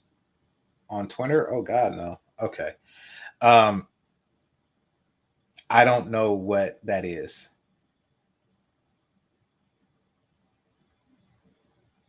I don't listen. Most other women, when it comes to hair, are really on some I woke up like this shit. I mean, yeah, they wash and comb, but that's it. That is it. Asia, Latino, white, that is it. And guess who's sharing the bill on that? Pookie.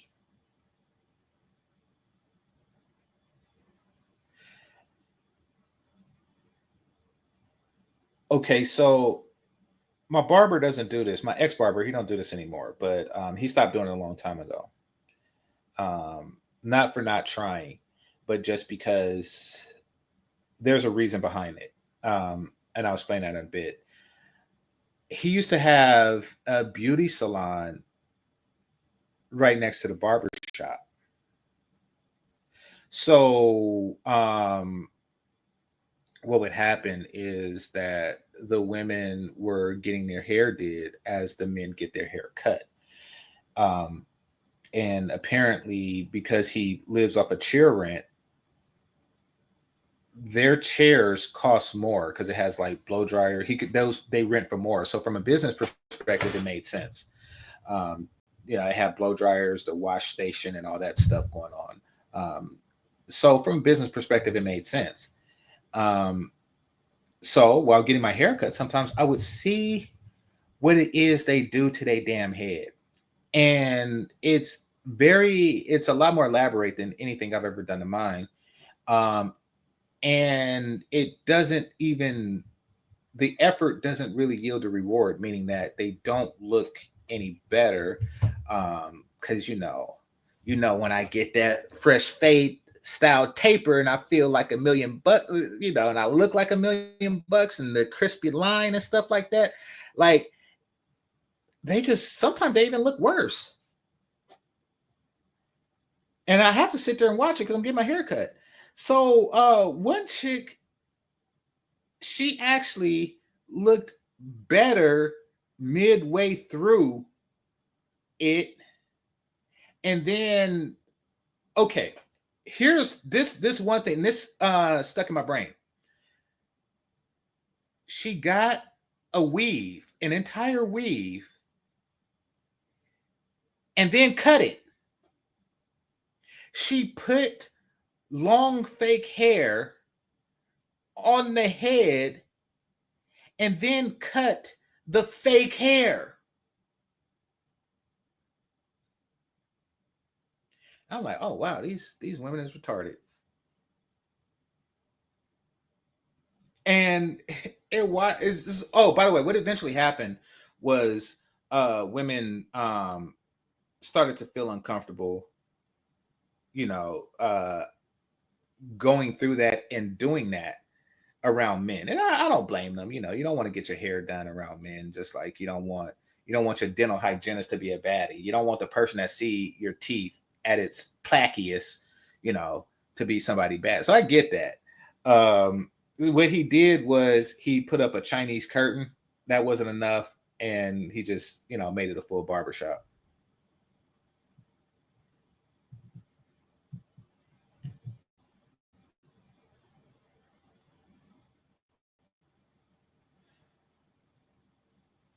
I wish you didn't get on here to hate on the movement. It's really a movement. It's a very simple I mean, it seems like more of a trend, a fashion trend. It's a very simple concept. When you look good, you feel good. When you so he's basically saying that, you know, brothers wasn't looking good before, but yeah, that we know that's not true. When you feel good, you do good, and when you do good, good things happen. True. All right, enough of that. Let's go because she has like 15,000 comments. This was a controversial thing that she said. Now, she's actually fatter in her other pictures, like this one right here, and this, of course, where she has the bonnet and whatever the fuck that is on her face. This right here with the hair slicked back, and yeah. So she's an extraordinarily fat woman that any man that cares enough about himself to tie a tie is not going to deal with. You know, this is her looking like she took Queen Latifah's role and set it off. You know, and you can see like the edges and the, you know, 2 inches of hair in the back. Yeah, all that stuff. So this is a grotesquely unattractive female. Grotesquely. So, you know, if brothers are starting to behave in a way that makes them attracted to other races of women, then she will feel threatened by that because it's not like she could turn into Kelly Stamps. It's not like she could turn into Hillary Banks. It takes a lot more effort for her than it does for a brother than just put on a quarter zip. Hit the like button.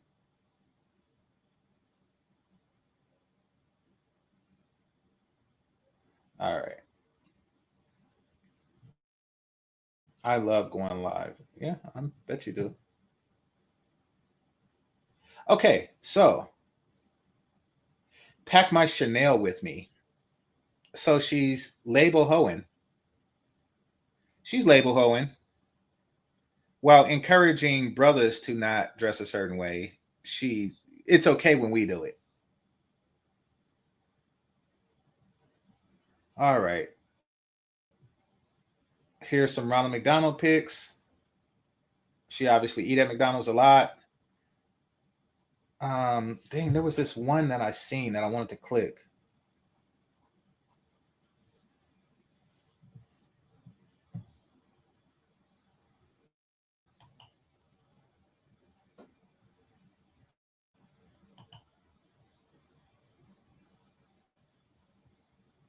Somebody talking shit about Kelly Stamps. Kelly Stamps is mid. LOL, LOL. Listen, it's not a matter of um, looks per se.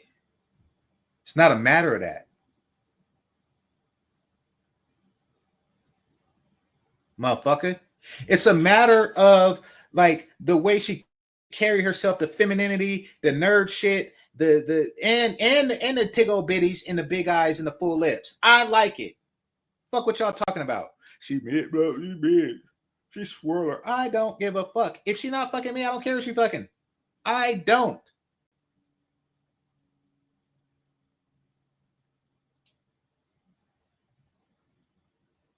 God damn it. Just want to hate. I'll be acting like y'all wouldn't fuck. Fuck out of here.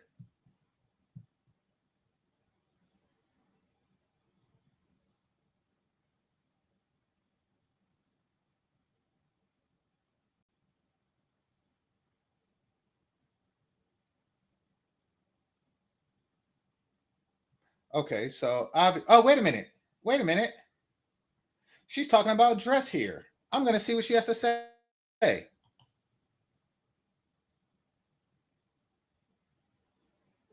Potentially unpopular opinion. I hate when y'all be talking shit about women for wearing lingerie outside as clothes. I think it's camp. I think it's a little campy. What the fuck? I don't like when women wear lingerie as clothes outside. I don't. And there's a very distinct reason for that. And the reason is like a number of things. It confuses my penis. And I don't like that shit. It confuses my dick.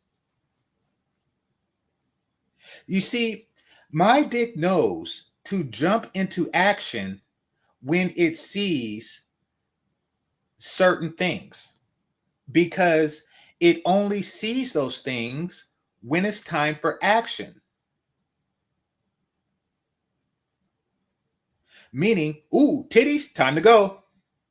Ooh, lingerie, time to go. Because the only time I see that is when it's time to go.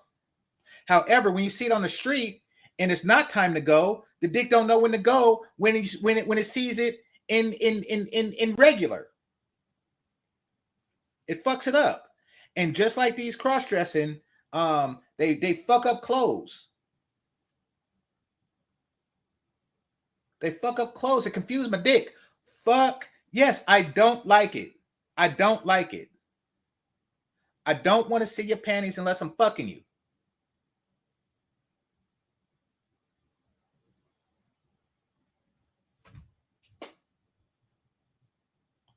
I think it's a little cunty.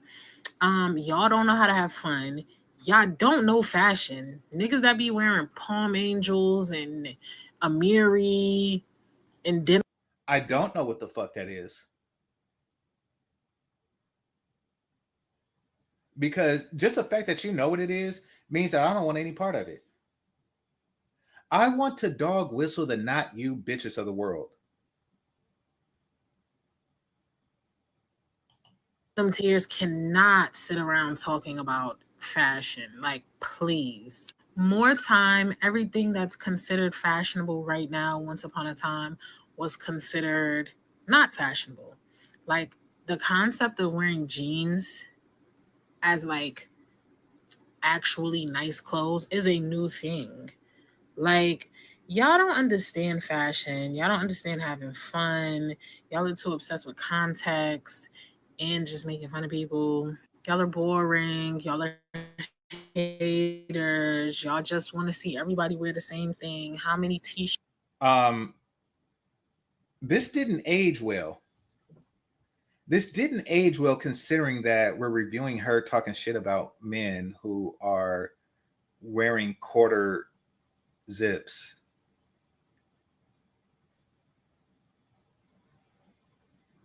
They're following the latest fashion trend. Holy crap.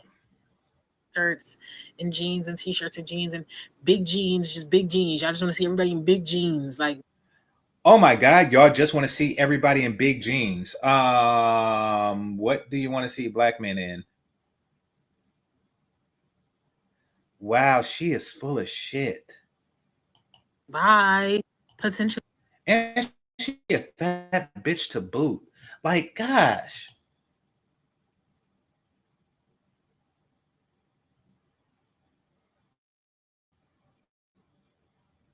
If it wasn't for Pookie and Southern niggas, I swear they would starve from lack of attention. Because they damn sure ain't gonna starve from lack of food. Look at this bitch. Putting silly putty on her face with a bonnet on and a bra. Talking shit about how black men get down.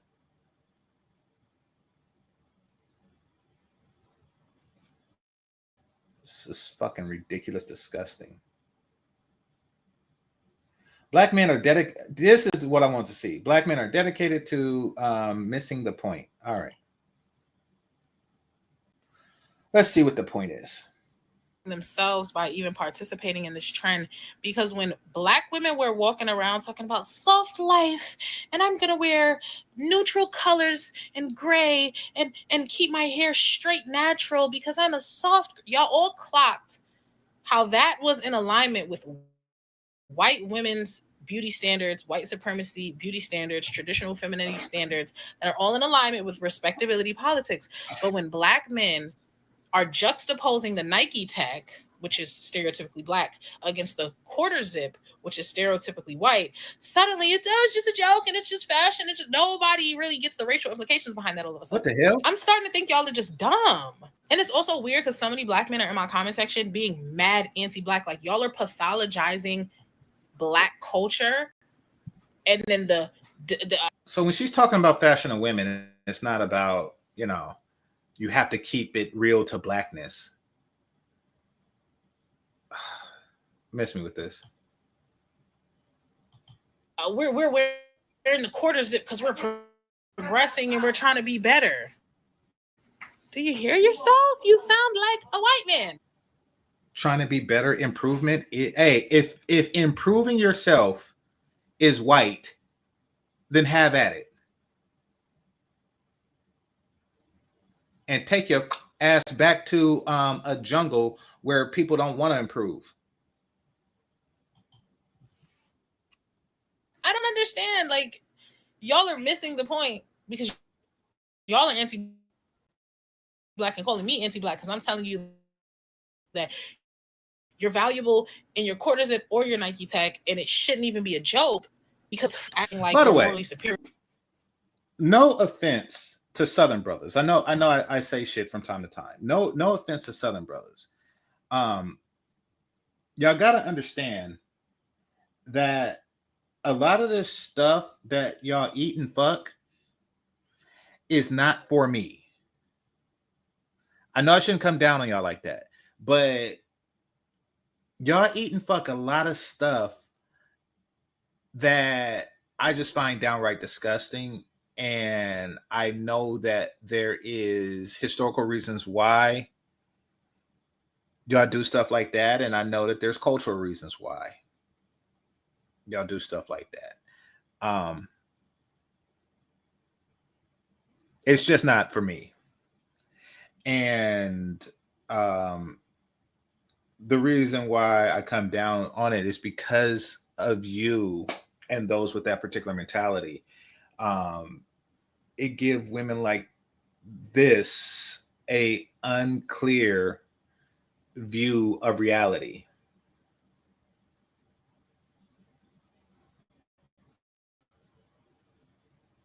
That's the best way to put it.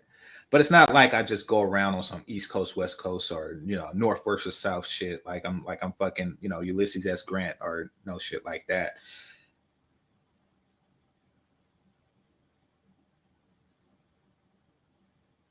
Except when I say fuck Mississippi. Y'all fucking eat dirt.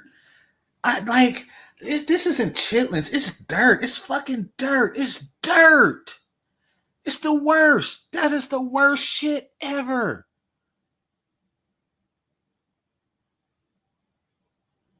So the apology I just gave don't extend to Mississippi. What in the fuck?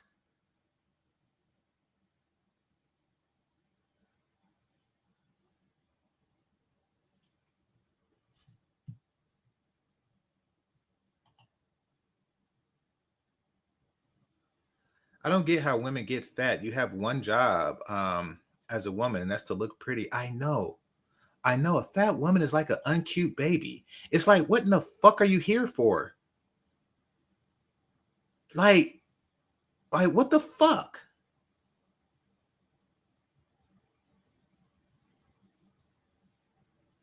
Yeah, it is. That's what you do.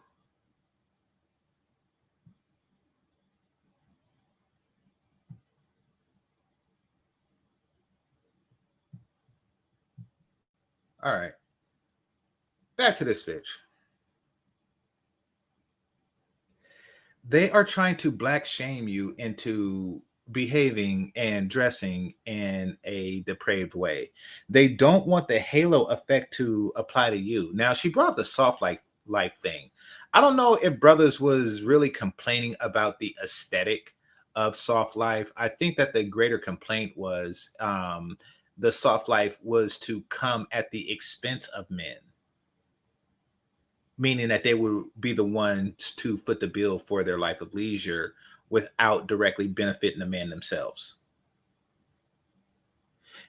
Because as I understood soft life was a housewife that didn't really have to do her duties to the husband or the house.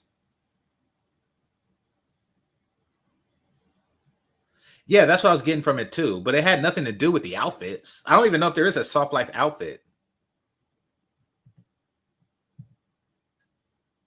But yeah, so it seems like she's dedicated to missing the point, obviously.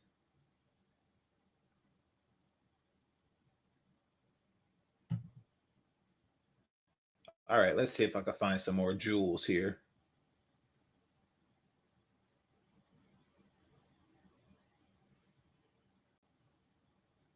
Here we go.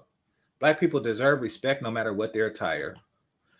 Nobody deserves respect no matter what their attire.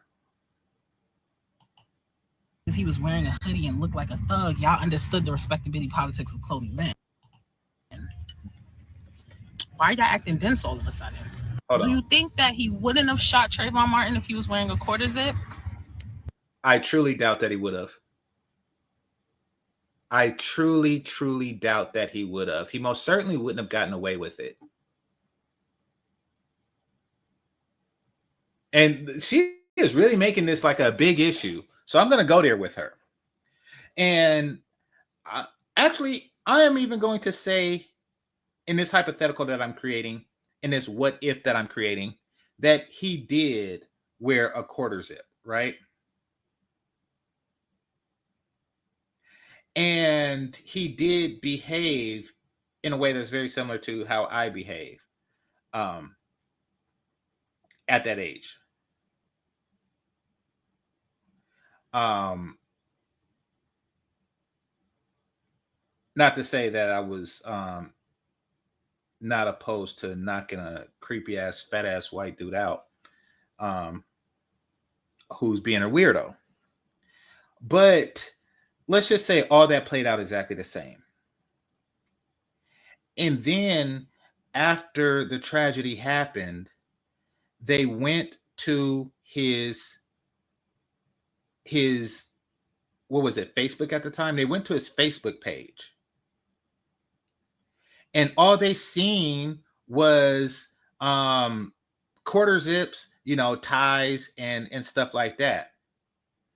Then it would be very hard to paint him as a thug, right? Then it would be very hard for the jury to say, this guy was menacing, this guy was threatening. It would be very hard for them to do that. But instead, with the defense, what George Zimmerman's defense did was they painted the picture of an aggressive thug and who hangs around with fat bitches like Rachel John Tell. Let me show you something.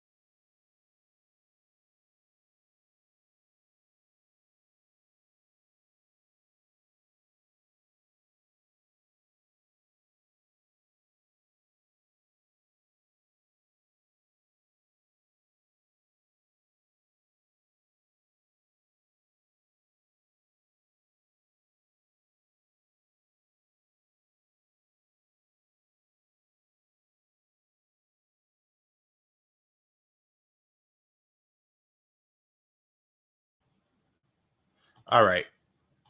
Let me show y'all something.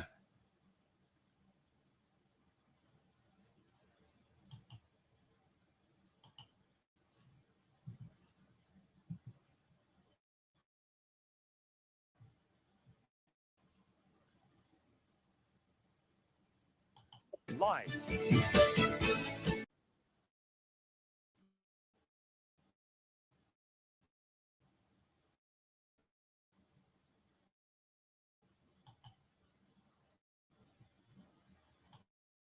There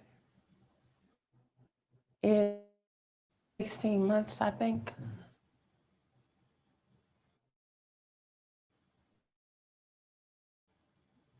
And you were grieving a friend. And I had to deal with around February. My birthday, his birthday, now death, other birthday, mother birthday, a lot of birthdays up in there. Okay, so this is her cleaning it up, but she's a fat imbecile that said the wrong shit during during the trial, and she's possibly the reason that he got off. And some of the wrong stuff she would say include, but not limited to, it's okay for me to call a white person a cracker. Stuff like that. Now, I used to be her age, but I was never that dumb. By the way, she graduated high school like at 25 or some shit.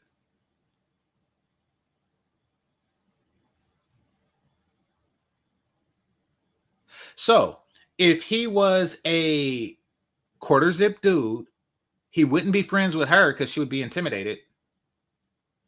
His whole social media profile would be completely different.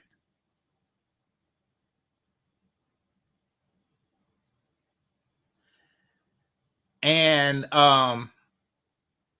yeah, the way the jury perceived him would be different too. The outcome very likely would have been different.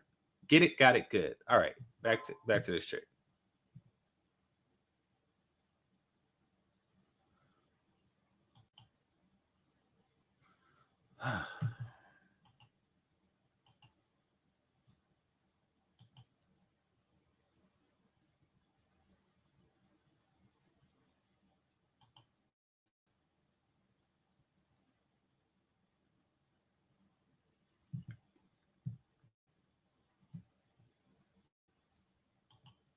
Would that have made him seem more respectful and palatable? Or Yes. would he have been a black man and it wouldn't have mattered? If it don't matter, then why not wear the quarter zip?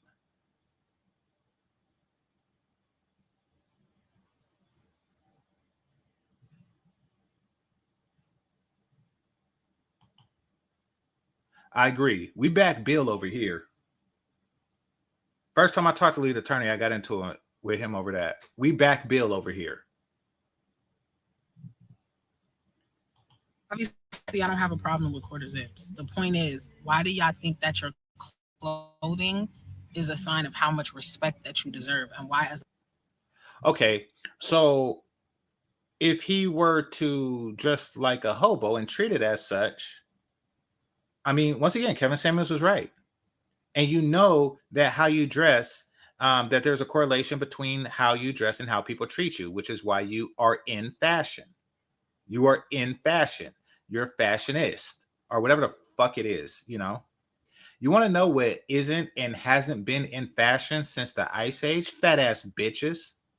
So yes, no matter what clothes you put on, you're still a fat ass bitch, but that doesn't really work with everything. That doesn't work with everything. Like Bruce Leroy, he wore like Chinaman kung fu fighting attire everywhere he goes, and you know it had a message. The whole industry is based on that. And I want y'all to look up something called the halo effect. This bitch is fat and dumb.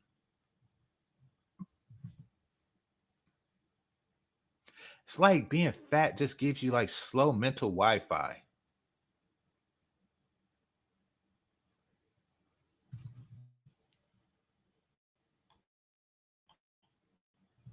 a black person would you be perpetuating the idea that you are more deserving of respect because of the clothing that you wear? Like, hello? How am I the anti-black one? The problem is y'all are so deeply indoctrinated into respectability politics and anti-blackness that y'all genuinely see. I can't get over a blonde chick talking about anti-blackness. I cannot get over that. black clothing styles as reflecting lower morals. So y'all do believe that it is up to the black community to put on a good suit. Okay. It's not that the clothing style represent lower morals. It's the fact that you're perceived that way and you still choose to do it anyway, which means that you are either you either have low morals or you want people to think you have low morals. Either way, it's bad. If every pedo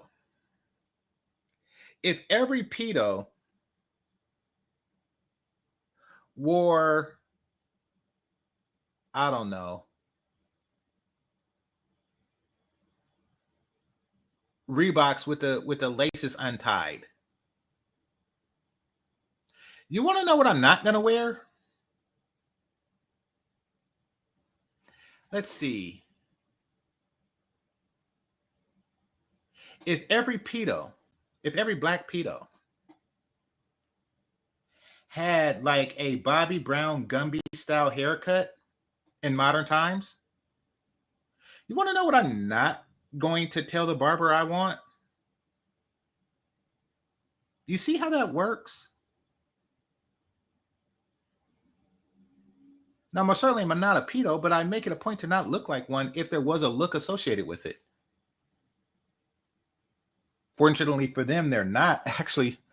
So it's funny because I think it was on the Dante show. I was watching. No, it wasn't on Dante's show, but it was on something. Apparently, in some prisons, the guards will mark you. Here's what they do. You go in on your first day and the guard gives you a pillow. Now, you might think that this is a standard thing because you're walking in with your blanket, but not everybody gets pillows. And so you walking in, it's about 10 other guys. They just have blankets and sheets and stuff. And you got a pillow. Why do you have a pillow? It's not because the guard likes you. It's because the guard wants everybody to know that you that dude. You that dude. So if you don't want to be associated with something that the world sees as a bad thing, then you don't dress like that thing. You know, is like if you're not about that life, then don't walk around with a German uniform on, with a 1940s German uniform on. If you're not that, what the hell?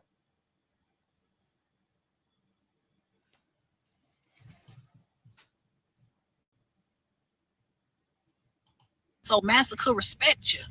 If you aren't willing Race shaming. to fight for the respect that you deserve as a black person, Shut the fuck up. Oh my God, the shaming language. The shaming language is spectacular. Listen, is there a way to change the let's just take pants sagging, for example, right? Or let's just throw that out as an example for now. But and I'm going to ask the philosophical question of, can you change the meaning of certain attire by dressing in that attire and behaving in a different way? And the answer to that is yes. Yes. If enough of you do it, if enough of you dress in do-rags, but behave like Bill Cosby, then it does change the meaning and definition of do-rags. However, sagging is something completely different because it's what they do in prison. So no matter what, there will always be that association because there will always be a prison population. And not to mention, you're undoing decades of bad imaging of that particular thing. And there's a lot of things that are like that. So the short answer of no is no, because each of these things require that you go out of your way to do it. And it's not going to stop the niggerish behavior of those who are behaving that way. I mean, the whole concept of, let's try to get society to not treat somebody who's dressed as a nigga like a nigga is retarded. It simply is.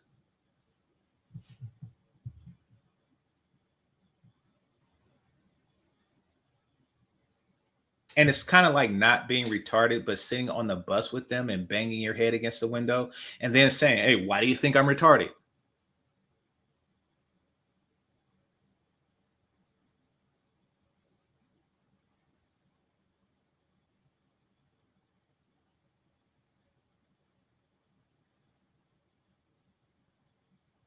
I wish there was a situation I could do that.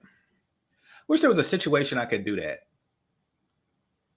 Where I just walk around in a white coat with a stethoscope around my neck and wait for somebody and say, hey, we need a doctor. We need a doctor over here. Oh, I'm not a doctor. I'm just a person that likes fucking with people.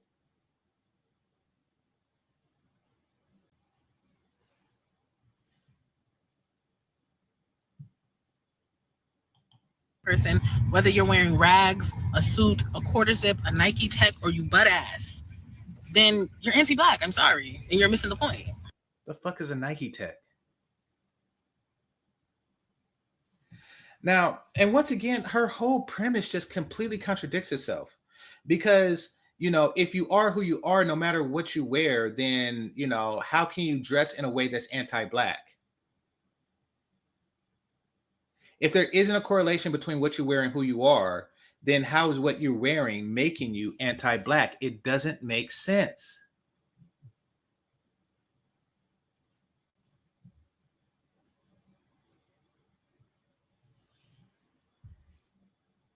Well, I mean, can't you quarter zip that jacket?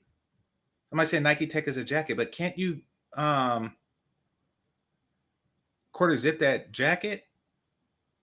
Somebody said Ask a Brother podcast was on Cart Before Horse podcast last night. Good show. All right, thanks. I'll check it out. Yeah, I'm a mammographer. Like, no cancer here.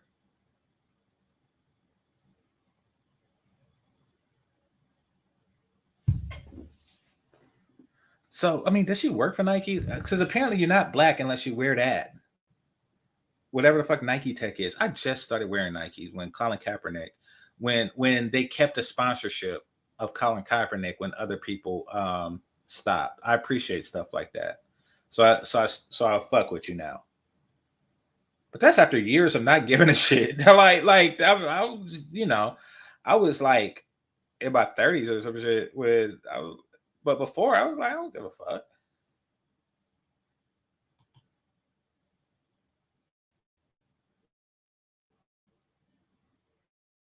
Worst news that I can ever hear is that one of my videos is going viral on Twitter. And I don't even know about it because I don't be on that deranged ass site. That is the worst news that I could ever get.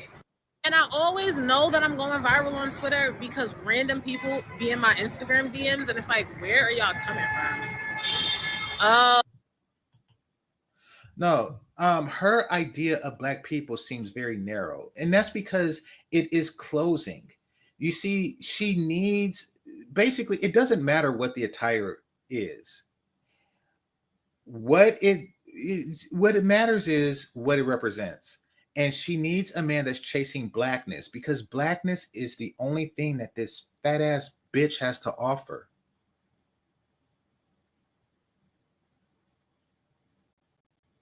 The only men that would be interested in her would be the men who only fuck with black women and can't find a more attractive one. That is it.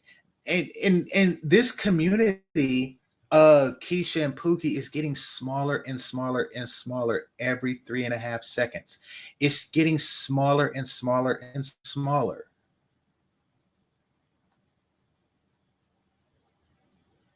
But they still want this community because it's where they are queen. It's where a fat bitch can be a fat I never understood why at airports they be like no standing, no stopping. Like, do you expect my ride to drive by and I just jump through the window with my luggage? Because why? How I'm supposed to get picked up? So I never. All right, everybody else in the fucking world gets picked up at airports. The fact that you are pontificating on what that means really shows how you are of the mindset that a number of fat ass black bitches are, and that is, how can I be as annoying as fucking possible without being punished for being as annoying as fucking possible? Now, what does that mean? It means that she's one of these bitches, and I know that each of you here have encountered it, so hit that like button. She's one of these bitches that waits in line until the turn comes up and says, how long can I make the people behind me wait? If she's ordering fast food, you know, she basically, they always look for how annoying I can be and get away with it. So when it comes to airports, you know, because basically they say don't linger. Now, linger, there isn't a set definition for it. So what she's asking herself is, how long can I just stand around and hold up traffic for the people behind me and fuck up the life of the Uber driver that has to pick me up before somebody comes and whacks me upside my fucking hair? How long can I do that? How long can I get away with it?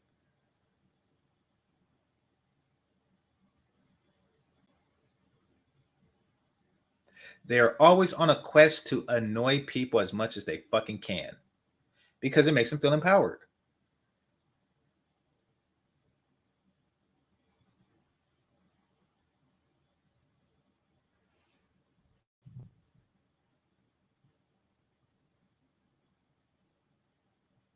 You just got to ignore them for real. Ignore who? It's a sign that basically tells you don't linger.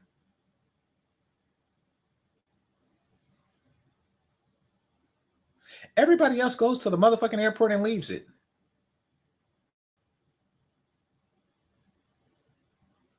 And once again, they always bring up like extreme opposites.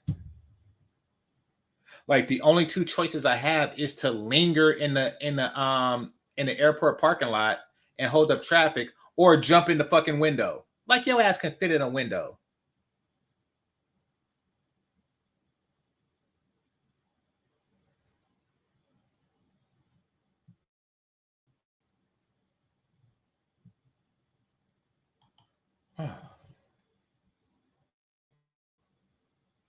And realistically, I think that so many black men get used to the issue of black male worship within the black community that y'all are just so used to black women just blindly worshiping y'all, whether y'all deserve. Shut your fat ass up, bitch! Shut your fat bitch, nasty, fat, fucking fake, blonde, fat, ugly ass, stupid, fat, nose pierced, you fat, fake Queen Latifah, you fat, nasty, ugly fucking bitch. Shut the fuck up. This bitch is retarded. What black men are worshipped in the black community? Shut your fat ass up. Shut the fuck up.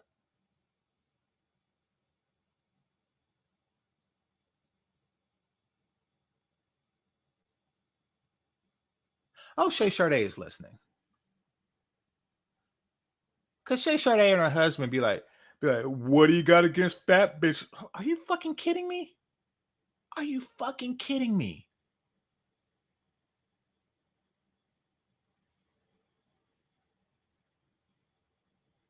Are you fucking kidding me?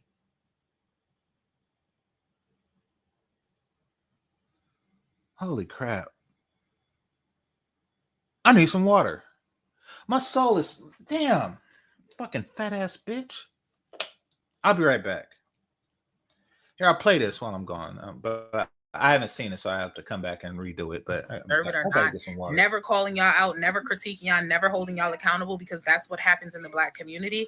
And so whenever a black woman is not just blindly praising y'all for something that on the surface seems positive, you hate black men, you just want to tear black men down and you don't want them to be present. And it's like, listen to yourselves. Y'all are in my comment section saying black men are just trying to be presentable. Oh, they're just trying to be seen in society, how they feel they should be treated. Why do you have to dress in stereotypically white fashion styles to be seen as valuable? Why do you have to make jokes positioning stereotypically black attire as not valuable, as morally inferior to your white quarter zip? I'm a matcha drinking black man and you're just a ski mask wearing YN. Do you hear you sound like them? Y'all in my comment section talk about, oh, what would you rather than walking around sagging? Do you not sound like the white people that make fun of black men for sagging? I'm confused. Also, the way that y'all are bringing up dandyism shows me that y'all really don't understand the history of dandyism. And once again, just like that movement with the black men standing around in suits, y'all think, oh, black men have always worn suits. Like, they just put on suits because they wanted to wear suits. Dandyism is a direct reaction to the European fashion beauty standard. It's about class. It's about race. It's about virtue. That so many black men get used to the issue of black male worship within the black community that y'all are just so used to black women just blindly worshiping y'all, whether y'all deserve it or not. Never calling y'all out, never critiquing y'all, never. Yeah, black women never do that. Black women never call out black men or critique them. What are you talking about? Black women critique black men? Ha! That's absurd. We never do that.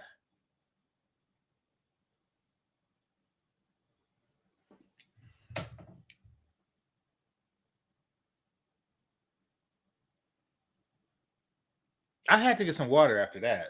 That really fucked my soul up. Like, this chick, and she fat. Damn. Just damn.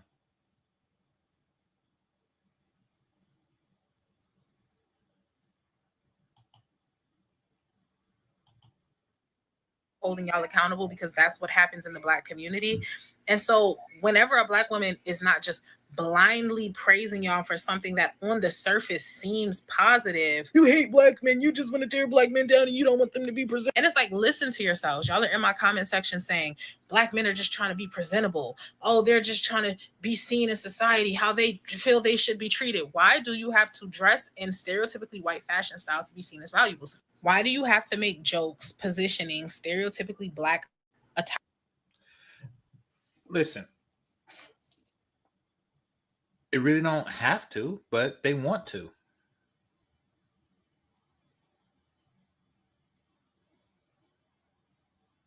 They understand that it's in their best interest to disassociate themselves with quote unquote mainstream blackness and associate themselves with something else. It is in their best interest. In every aspect of the universe, it is their best interest. And the only thing they lose is access to fat ass bitches like you, which is not a loss.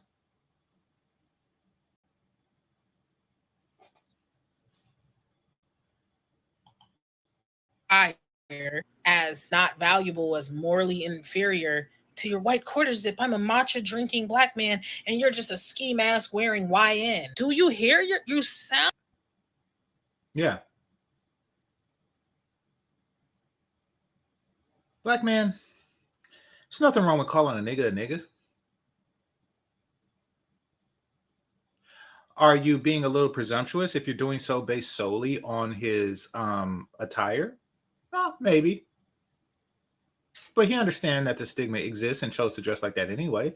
So, fuck it. So there's a classic scene with Samuel L. Jackson and Lawrence Fishburne on the movie School Days, where Lawrence Fishburne's and his friend, which includes people like Kadeem Hardison, they were sitting down at Kentucky Fried Chicken, enjoying their chicken. And one of the guys went to a group of niggas and led by Samuel L. Jackson and asked for the salt. To which Samuel L. Jackson replied, "We ain't done yet." He said, "Well, when will you be done?" He said, "What time is it?" And I was like, okay. And then Samuel L. Jackson and his crew decided to insinuate that that these dudes were gay. because they were in college, and being college for whatever reason equates to homosexuality, as retarded as that sounds. And then they had this back and forth exchange, to which Samuel L. Jackson, who back then the nigga thing to do was to wear a, what seems to appear to be a bonnet in public, but it was actually a shower cap that they chose to wear. And this is once again to dog whistle to Keisha, I'm not fucking with Becky. So Samuel L. Jackson said, it don't matter how much education you got. You always gonna be just like me, a nigga. To which Lawrence Fishburne character replied, you ain't niggas. Hold on. I'm looking this scene up on YouTube.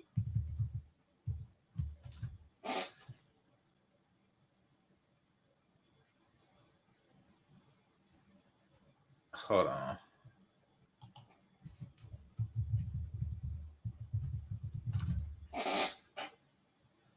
Now, I would give the counter argument and say, yes, you are niggas. You are niggas. You some fucking, Jerry curl juice dripping, shower cap wearing, fucking with people in Kentucky Fried Chicken ass niggas. Why is it that you have to be the better person? I mean, you are the better person, but you don't have to behave like that. I mean, if you want to go down to their level, you could go down to their fucking level.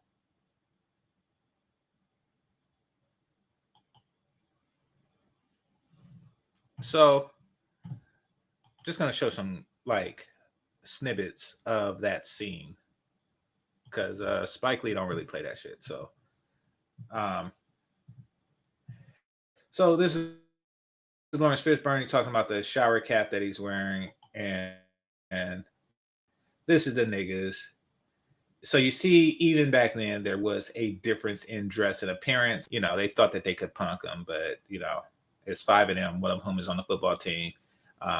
Actually, I think it's 6 of them. One of whom is on the football team, so it's really not even like a fair fight.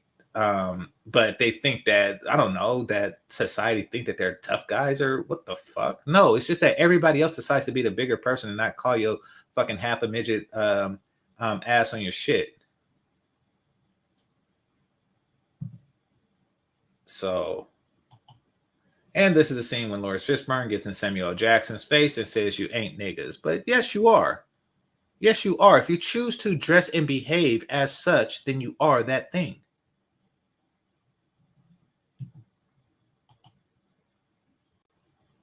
I mean, because niggadom is really a cultural thing, if you choose to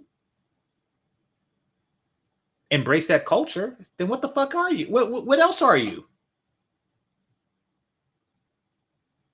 Just saying. And just like niggas think that they're better than quote unquote lames, I mean, it's not like they're not insulting. You're a lame, like, well, you're a nigga. Okay. You gotta be nice for what to these niggas?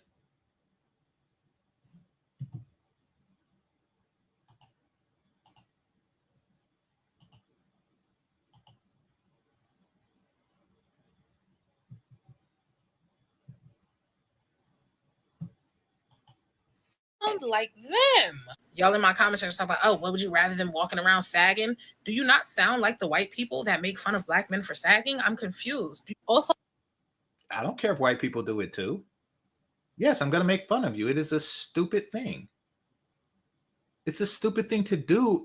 And okay, here's why it's the dumbest shit alive to sag.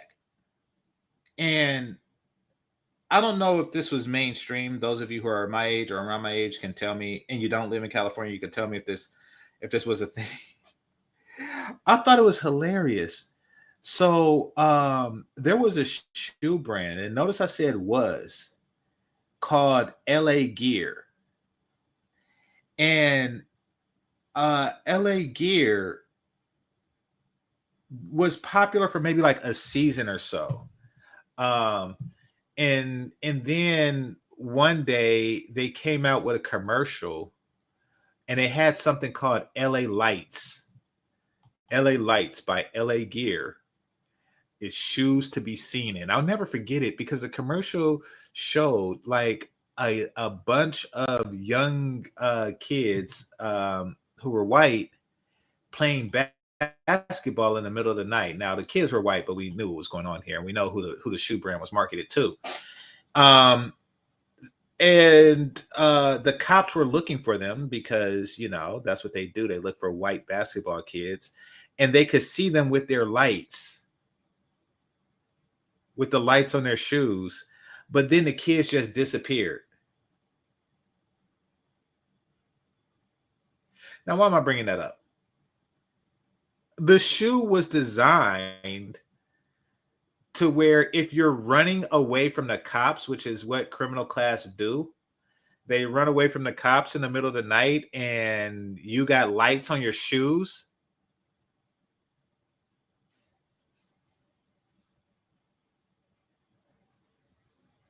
Then they're going to catch you. Now, fortunately, that fashion trend didn't take hold. But sagging did. It's very difficult to run with your pants around your thighs or holding your pants up. How many brothers got caught while sagging? They tried to get away, but they waddling. It stifles you in a fight. I mean, what in the fuck is the practical purpose of it? It's just stupid. Hold on.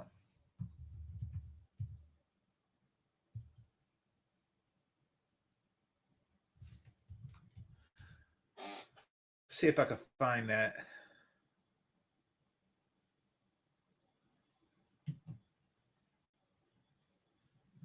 So it was a 1994 commercial. I think this is it.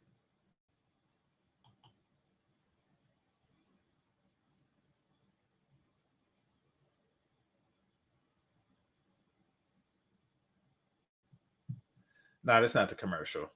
But the commercial is just as I described.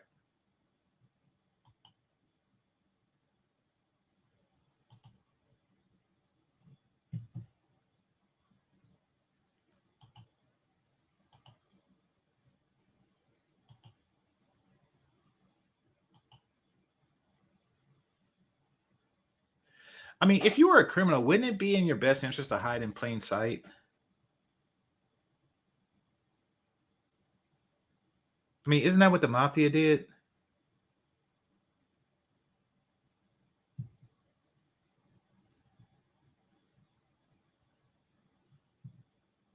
The way that y'all are bringing up dandyism shows me that y'all really don't understand the history of dandyism. And once again, just like that movement with the black men standing around in suits, y'all think, oh, It's a movement. I didn't even hear about it.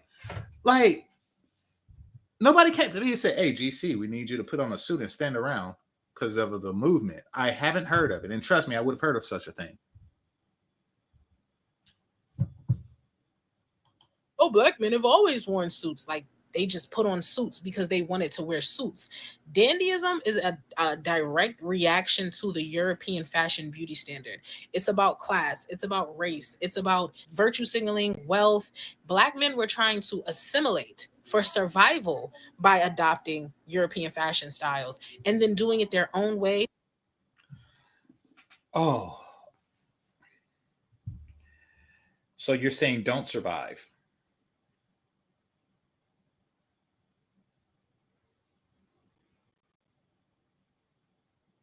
let's just say what you're saying isn't complete and total bullshit. You're saying don't survive. Black men shouldn't be focused on surviving. They should be focused on fucking me.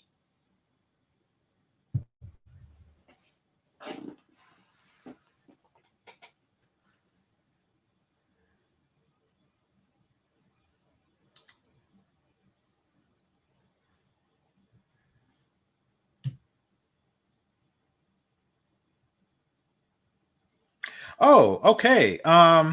Thanks for the cash app. And I'm gonna say the whole thing because I think that this is part of what what you want. So, and correct me if I'm wrong. But thanks a lot. So, cash app from RDU Cell Phone Repair. Greatly appreciate you, brother. If you are needing such a service and you're in the area, go for it. Reminds me of a quick story. Remember how yesterday I was saying, those of you who are members, channel members, know yesterday I was saying that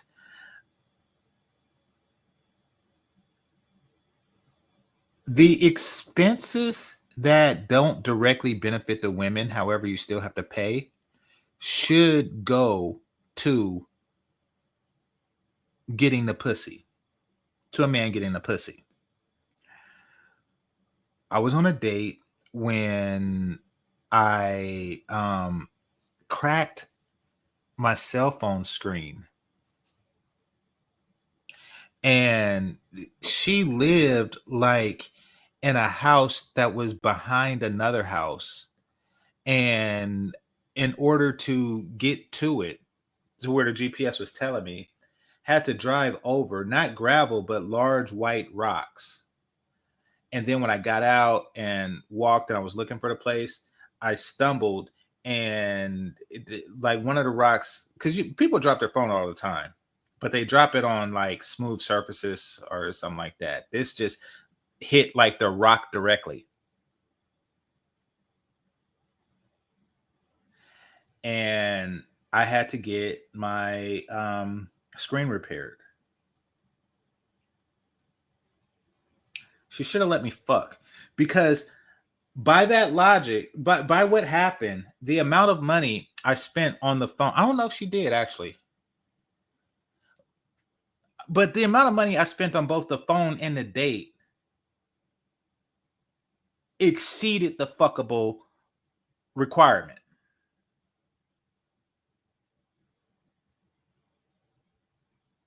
Anyway, let me read this again.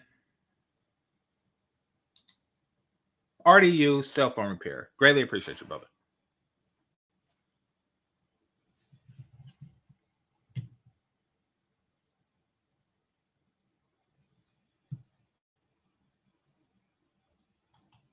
Because of the recognition that they can never truly be accepted in those spaces, whether they have the suits or the money, you're okay. Then create your own space. But you're, and this is the whole thing. This is what I'm talking about, the whole trap in the black community. They'll never accept you in those spaces. Therefore, you need to just fucking sag with us. And this is what Samuel L. Jackson say: you always gonna be just like us niggas. It's like, well, if we're always gonna be just like us niggas, then why aren't you welcoming me into the thing? Why all of the whole insults and, you gay, you lame, no, I don't have no salt for the chicken and shit. What the fuck is all that? See, they want you to be a lesser member of their shit society. Fuck that. It's better to be a man in no country than to be a fucking lesser member of a group of morons and buffoons. It is. Imagine if white society functioned that way. And they said stuff like, they'll never accept you over here. You need to just come on over to this trailer park, get rid of some of them good teeth, and you need to sit on this here porch and drink from the XXX jug. It's going to be a tractor pool, and we're going to go do some NASCAR and bingo. And it's gonna be a whole hootenanny.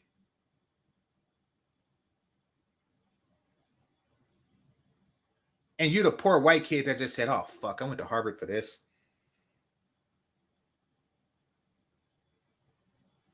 Well, they ain't gonna respect you over there.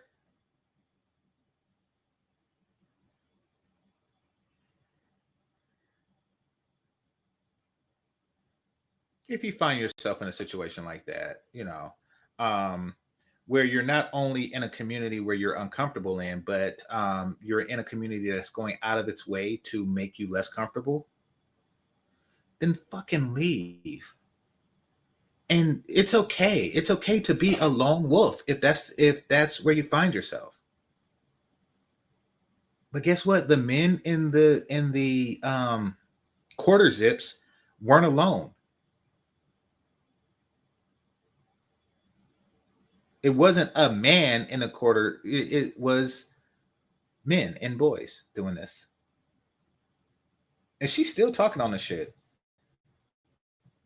She's blonde. Still black. But this is still a standard that you have to live up to for your survival. So, like, bringing up dandyism while playing into the respectability politics tied to a quarter zip, also not knowing the colonial history of suits and European fashion on colonized. The colonial history of suits. What the fuck? Okay. I'm going to ignore that stupidity for a second, and I'm going to respond to somebody who says she's a stud. She's not a fucking stud. She's just an ugly ass fat bitch.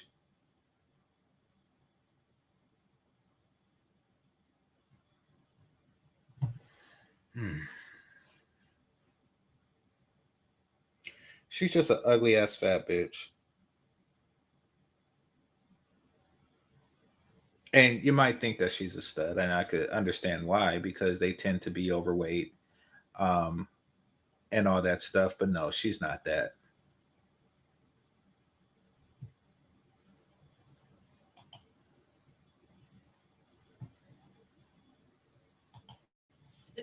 Y'all are stupid. But I'm anti-black. I think y'all are deeply confused because y'all are so anti-black and indoctrinated into self-hate and internalized anti-blackness that y'all really see this diversion from stereotypically black culture as progress instead of just. It is, because stereotypical black culture is shit. It's dysfunctional. And it's dysfunctional and juvenile. Stereotypical black culture, not black culture. Stereotypical black culture is highly dysfunctional and juvenile and hostile. Really, all of the stuff that ends with style and bad, or that ends with "al" and bad, it is that.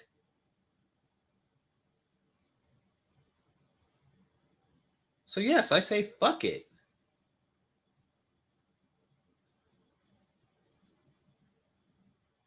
But it's the only community on the planet where she's treated like a queen.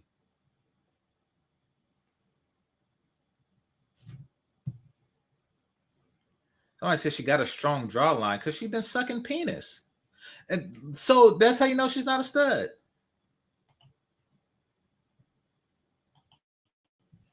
Respectability politics. And realistically, I think that so many black men get used to the issue of black male worship within the black community. Okay, I'm not going to listen to this foolishness anymore.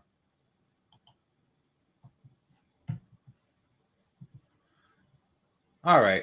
Now I'm just going to go to a couple of music videos to say that this is not a new thing, but this reaction is new, and I'm going to explain why that I'm closed down. All right. So that should take about 15 minutes. All right. Let's see.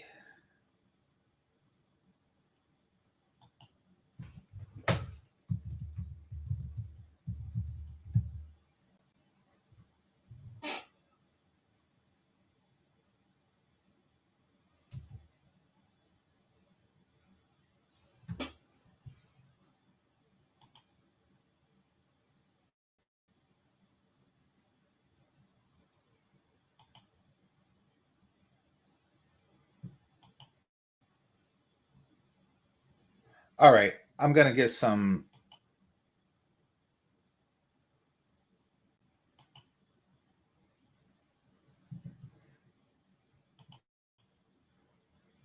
It's hard to get like a good freeze frame on music videos from way back when, from the early 2000s. But this is the best one I could find. Maybe I'll find another one.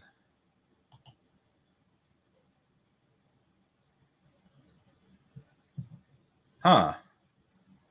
This is from the music video Grown Man On. Quarter zip.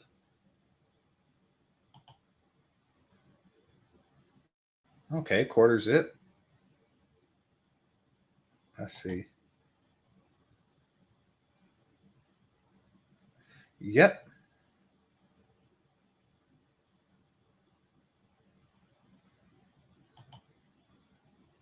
Okay, so this was about 20 years ago. Let's look up some more. Let's see. Um, what's it called? Dang, what's the name of that song?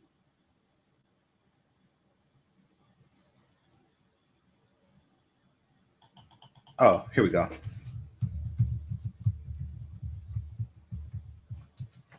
And this song is funny, or this music video is funny. And let me see if I can find like the perfect scene that displays what I'm talking about in this particular music video. Once again, all of this is over like 10, 15 years old.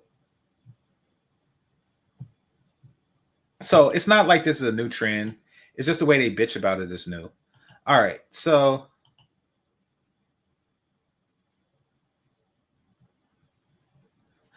I'm a classic man.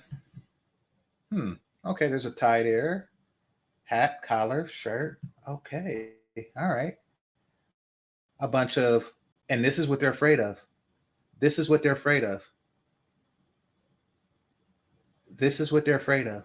Like slim black women and white women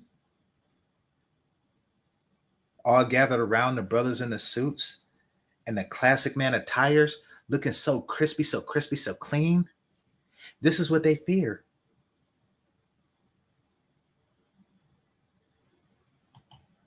Classic, man.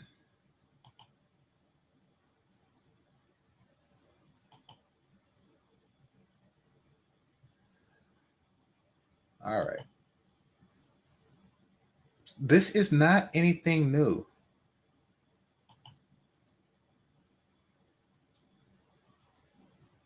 Okay, so this is the scene I was talking about. And this is the story of my life. Him, I don't really walk down the street in a suit, but you get my point. Like a dude, a classic man, walking down the hood, dressed appropriately, while the cops are hemming up non-classic men dressed dudes.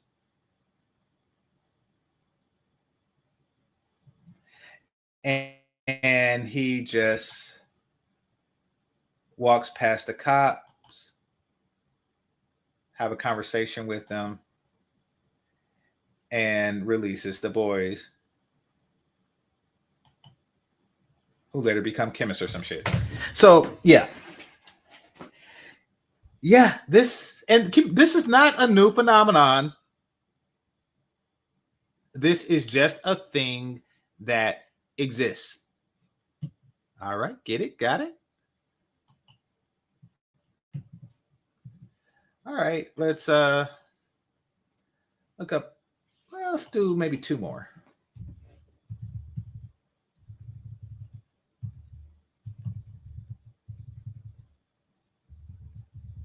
All right. Hit the like button, people.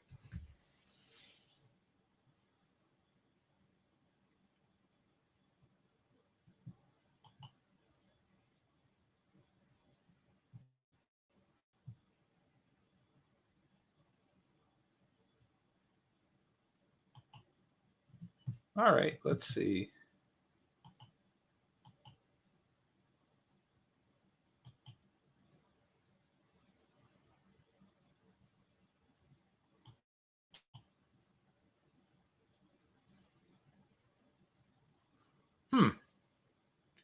All right, here's Bobby Valentino. Okay. This music video, by the time I got to YouTube, was 11 years ago. Very,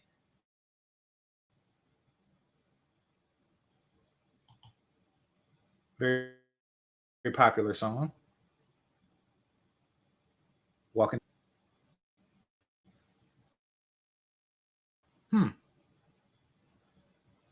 Once again, not a new phenomenon. Look at the girls that he's telling to slow down. I just want to get to know you. Even dude got a collar on the shirt. Huh. They're trying to hold on. Oh, and by the way, look at the waistline of the girls.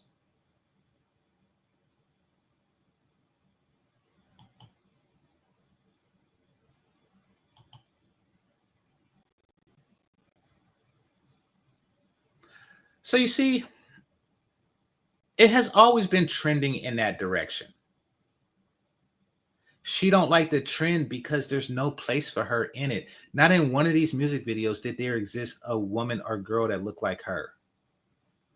She and other fat ass bitches are trying to move society into this direction because they don't want to live in the Bobby Valentino world where guys are looking at women, white women and black women who look like this.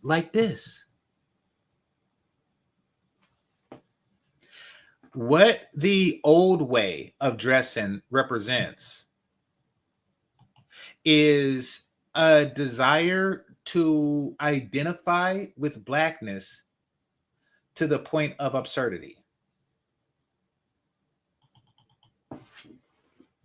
All right, here.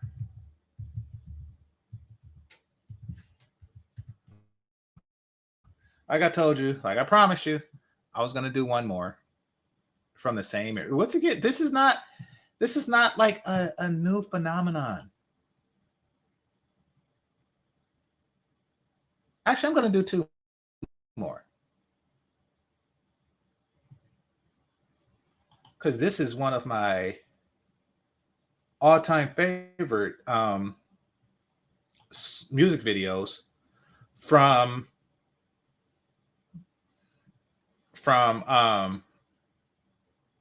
one of my all-time favorite, if not like the third or fourth, definitely top five music artists, but I'm going to do it after I do this one. So let's see.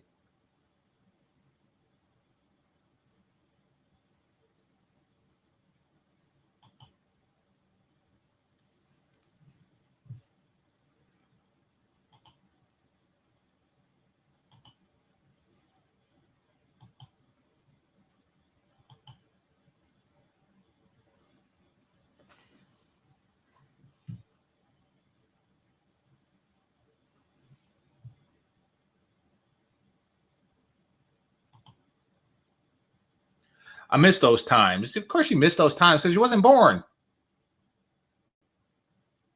You young person.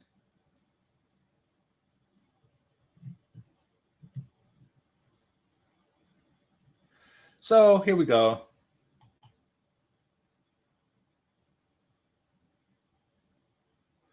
You got Busta Rhymes, got Diddy suited up.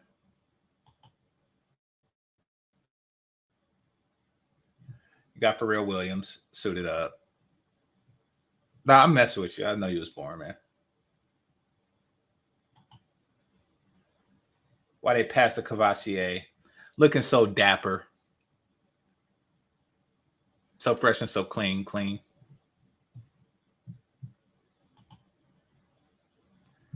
All right, we're going to do one more. And this really just echoes and highlights the benefits of being a dapper, sophisticated brother.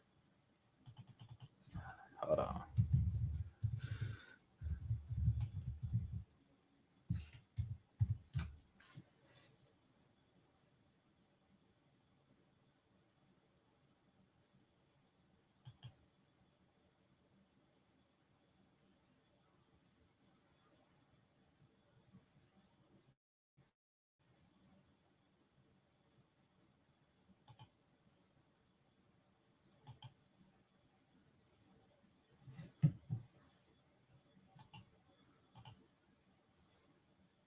Tell me if I could guess what it is.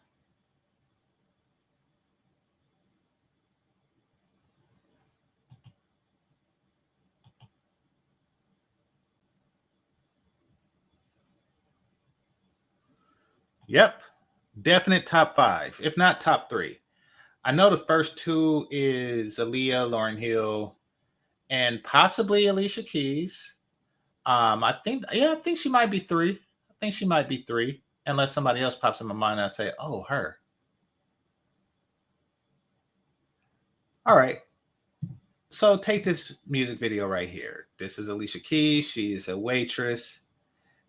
And, the song starts when the love of her life walks into the diner that she works at. And let's just see.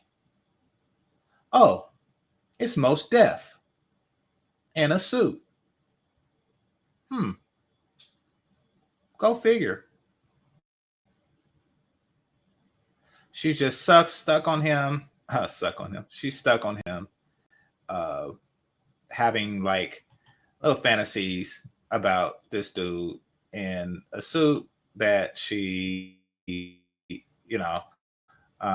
the hat on and the collar shirt and a suave appearance. She know nothing about him but his suit. Somebody named the music video she did with Method Man.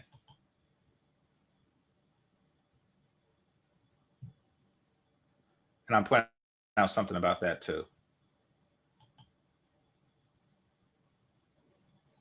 Oh, if it ain't you, that's what it is. Okay, so let me go there. Alicia Keys never went ugly.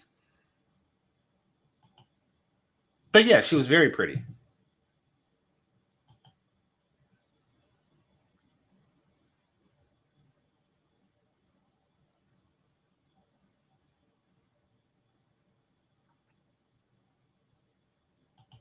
So in this music video, she was describing a fantasy. Now we're going to look at some Black women's non-suit related fantasies. And I want y'all to observe what's going on here. Okay, so hold on. What's it called? Fuck. Oh, that's right.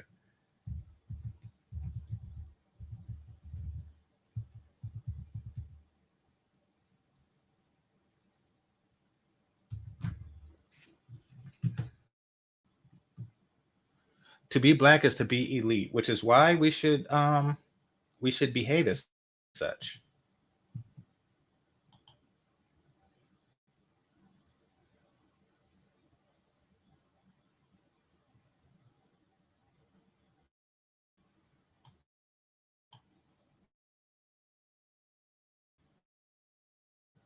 Now, let's take a look at the video she did with Method Man.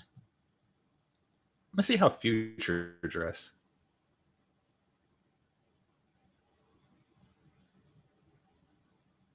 Oh.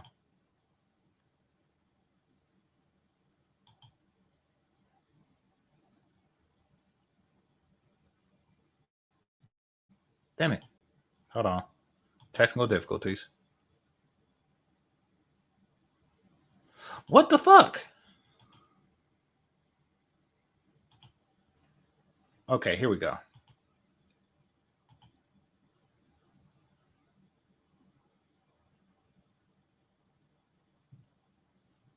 All right. Her signature piano playing.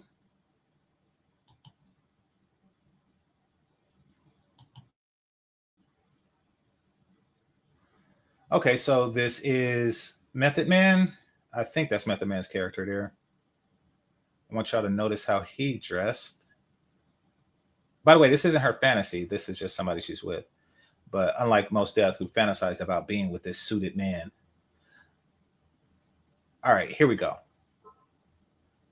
Here we go. Baggy clothes, coat because he's from the East Coast. And if he's sagging, he's not doing it obsessively so. Yeah, so you don't even have to be suited to just not be on some Lil Wayne, just complete gold teeth fucking retard shit. But let's look further.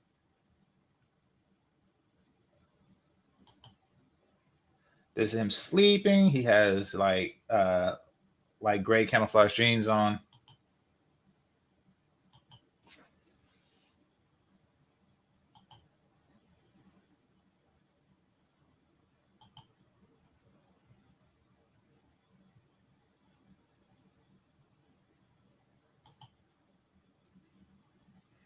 He has a hat, clean shaven, etc., etc., etc. So it's not even about that. It's not even about like any major. It's really the ones that they convince to go out of their way to be repulsive to white society. See, Method Man, though he didn't do the whole classic man thing, he didn't go out of his way to be repulsive to white society. But now if you take what he's working with, let's go back.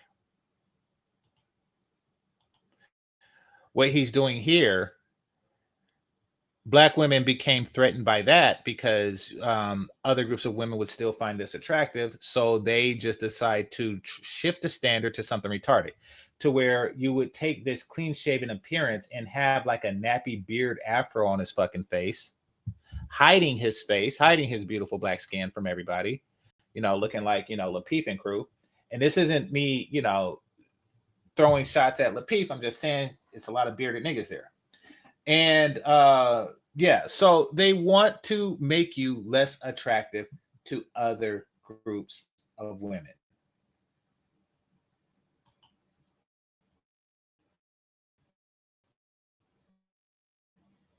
So you have this depiction of Method Man, this one. So y'all get the gist. All right, I'm going to do one more because this is the one from a professed thug lover who married herself, but we're not going to talk about that right now.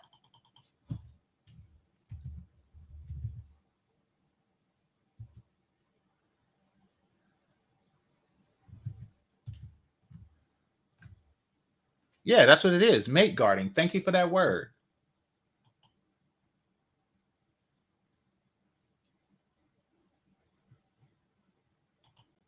So if y'all haven't guessed when I say that this person will grow up to marry herself, I'm talking about Maya. Now,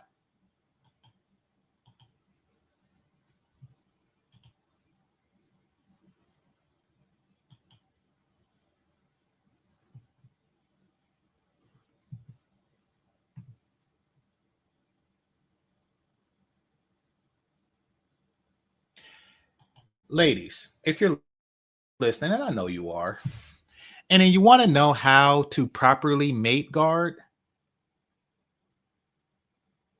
you have to make sure that his balls are empty at all times.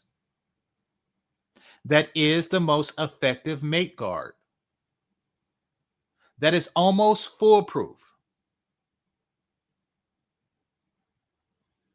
Make sure that it is so empty to where if and when a beautiful woman walks up to your dude and offers him some pussy, he'll say, "Oh, no, thank you. I don't have any sperm left. I'm all out of sperm. Could you come back tomorrow?" And she says, "Yes, sure, I'll come back tomorrow." And what do? Empty it again.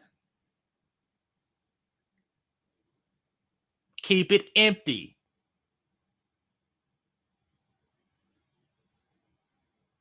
To where even when he do try to cheat, there's nothing in there. There's no bullets in the gun. It's just like it's just like droplets. It's steam. It's sperm steam. Make it like suck it and fuck it until there's sperm steam coming out the dick when he tries to fuck somebody else.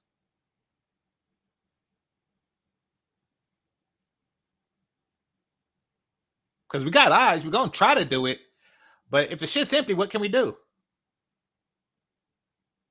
Like, oh, yeah, my shit's empty. I'm sorry.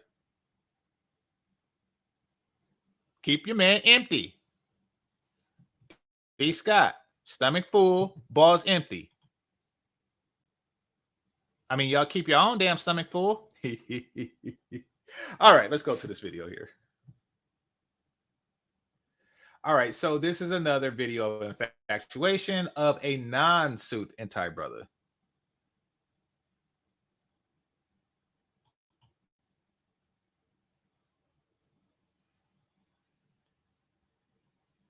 All right, so this is Maya in her heyday. She aged very well. I will give her that. And you don't see it here. You don't see it on any, but you only see it on a couple of her music videos. But she got ass for a slim chick.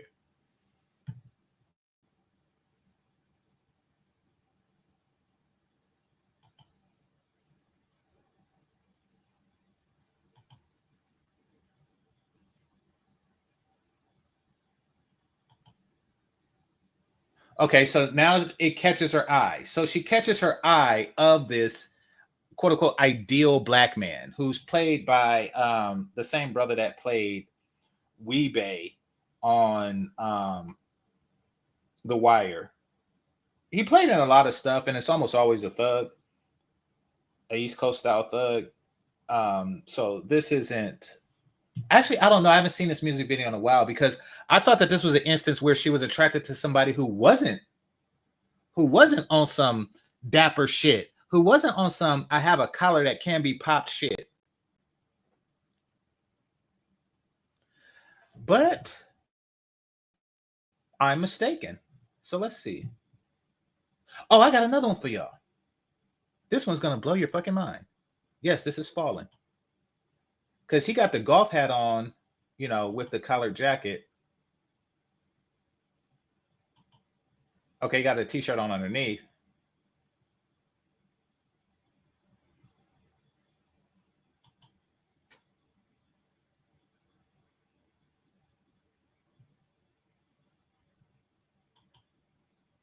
Okay, she's showing off her B cup. Let's see.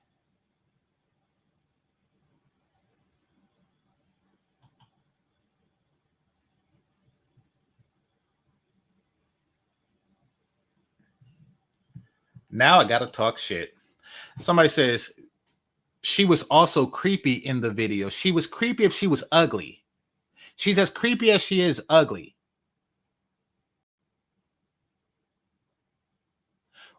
She creepy. Like you be creeped out.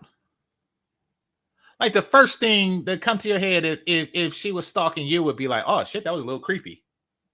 Yes, if she looked like the fat bitch from earlier, then but it's not, it's Maya, and it's not creepy. Something is wrong when ugly bitches do it.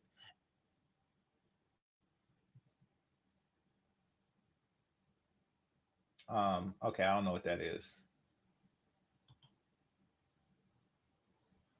Oh, okay, yeah. See, if those were fat jeans, if those were fat bitches jeans, then he would be creeped out. Like, who in the hell this fat bitch left her jeans in my bathroom and wrote the word falling in my shower steam? But he looking at those jeans like, oh shit. And it got the little extra part in the back for the booty.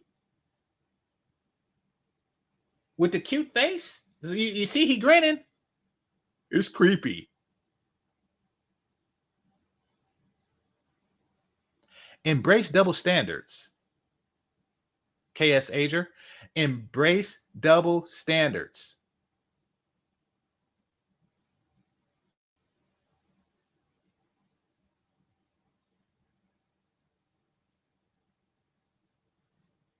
All right. So I'm going to show y'all one last video.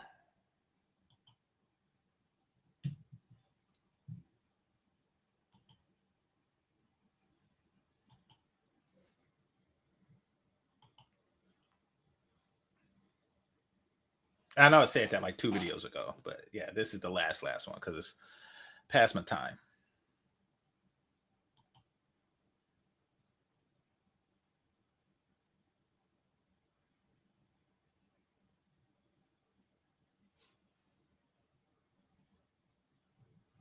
All right, let's see.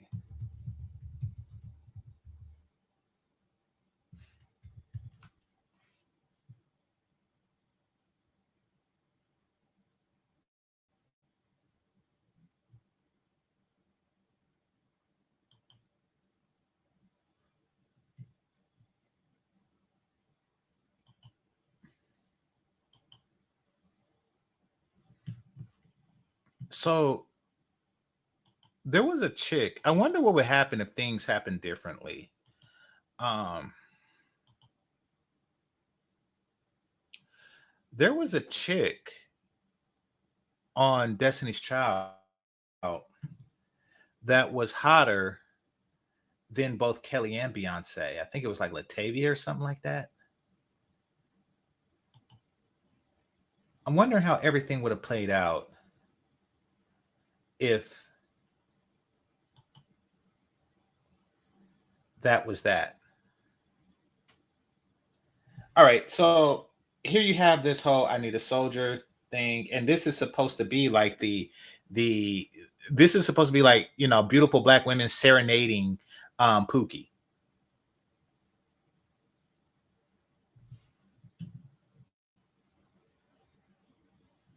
But the attire and the aesthetic is very far from what we come to learn, like the Little Wayne style, and he's on this video too. Style of Pookieism that we have come to it's still like iron clean and put together.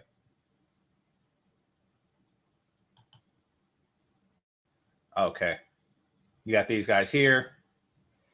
So, and once again, white women still found like this type of thing attractive, so it was still very threatening to black women. This was the definition, like whatever this, you know, this hyper sagging type shit going on.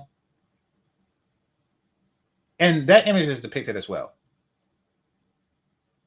But this is what they were talking about. See Little Wayne there.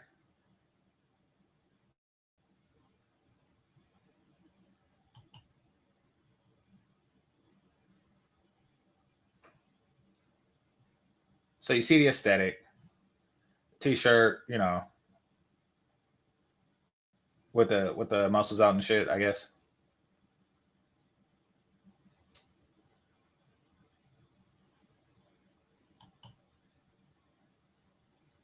Got that. Got the wave cap, that cap on backwards and stuff like that. So yeah. What happens with a lot of things when people tend to over rely on a popular trope is that they tend to overdo it when they need to do it.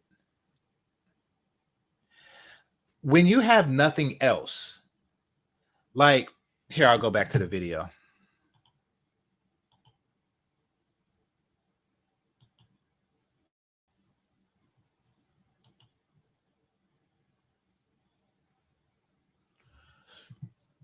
Okay, so unless the guys, all of the extras um know that a push-up is not a type of ice cream, is not just a type of ice cream. You can see that. Many of these guys also know how to dance. Many of these guys would be appealing no matter what aesthetic, no matter what clothes. So once you reach that particular thing, you're promoting the lifestyle, not, you know, the lifestyle is promoting you. Now, what tends to, and these guys are not doing, they're not excessive with the, you know, with the hood persona. They're not. When guys are, you know, excessive with it, when the guys are excessive with it, they're doing that to really overcompensate for the fact that they're really just an ugly, skinny ass nigga. That's what it really comes down to. It's like, I'm going to hide behind beard and dreads and glasses, you know, the glasses that covers your whole fucking face.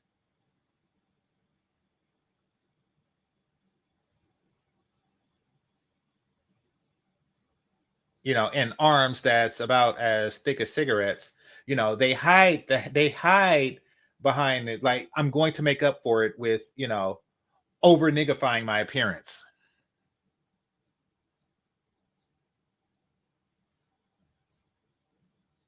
So that's why you have these ones who they don't just stop at the TI level. They just go, or the Method Man level, or the, like the brother on Fallen level. They don't stop there. They just go complete with it because they have to. And this goes for any trope.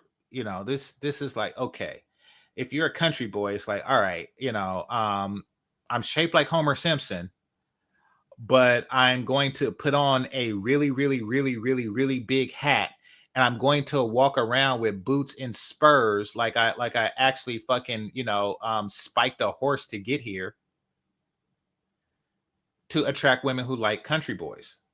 I'm going to over country myself to hide the substance that's beneath the cowboy hat, or the absence thereof. So there's stuff like that goes on in the Black community, and I'm pretty sure all communities have a that's that. And it tends to come from the ones that overdo it, tend to be those who are least desirable outside of that. That doesn't seem to be the case with the quarter zip brothers. Just saying. All right. Let's see. Is that everything?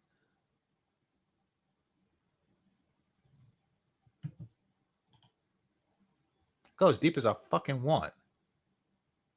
You're like that Asian bitch that told me to put it halfway in. I go as deep as I fucking want.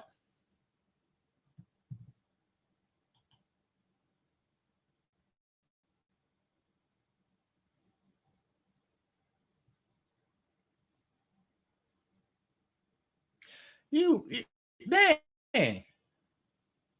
Thanks for reminding me of that. That was she actually called me on with some shit like that. Why is it pause when I'm talking about a woman? What the fuck? Why is it pause when I just said bitch? Why is it pause when I'm talking about a woman?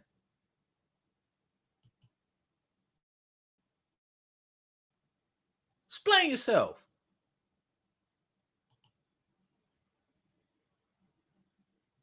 Damn it. Head hurts.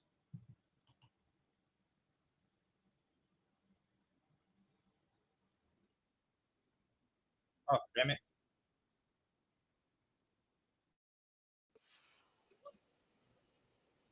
Okay, let me get out of here. Hold on, hold on. I don't know what that was. I just clicked the thing on TikTok, so I was looking for something else, but that happened. It's cat singing. All right, let's see.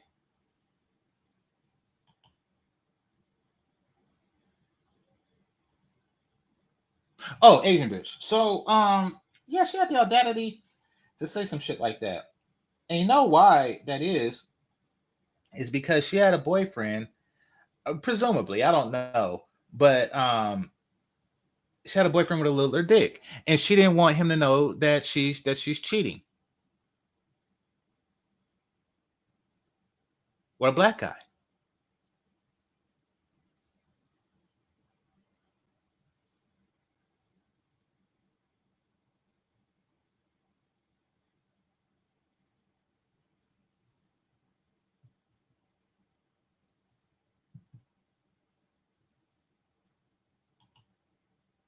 But I stopped fucking her after that because what kind of shit is that? Put it halfway in.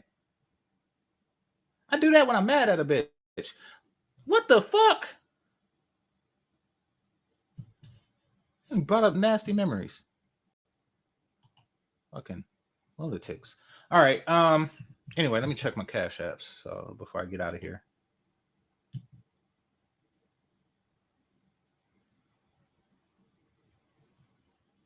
Ah, damn it.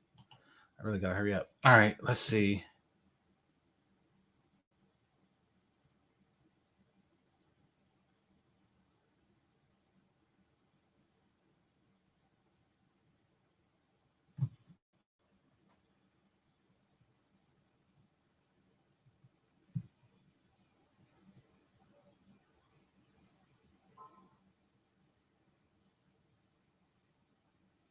Okay. I want to thank the Cash Apps and Super Chats, managers and moderators. Oh, wait, just heard something. Those who are listening silently and those who participate in the chat, make sure you hit that like button on your way out. And this is GameChanger 00100. Thanks for coming through. And yeah, have a nice day.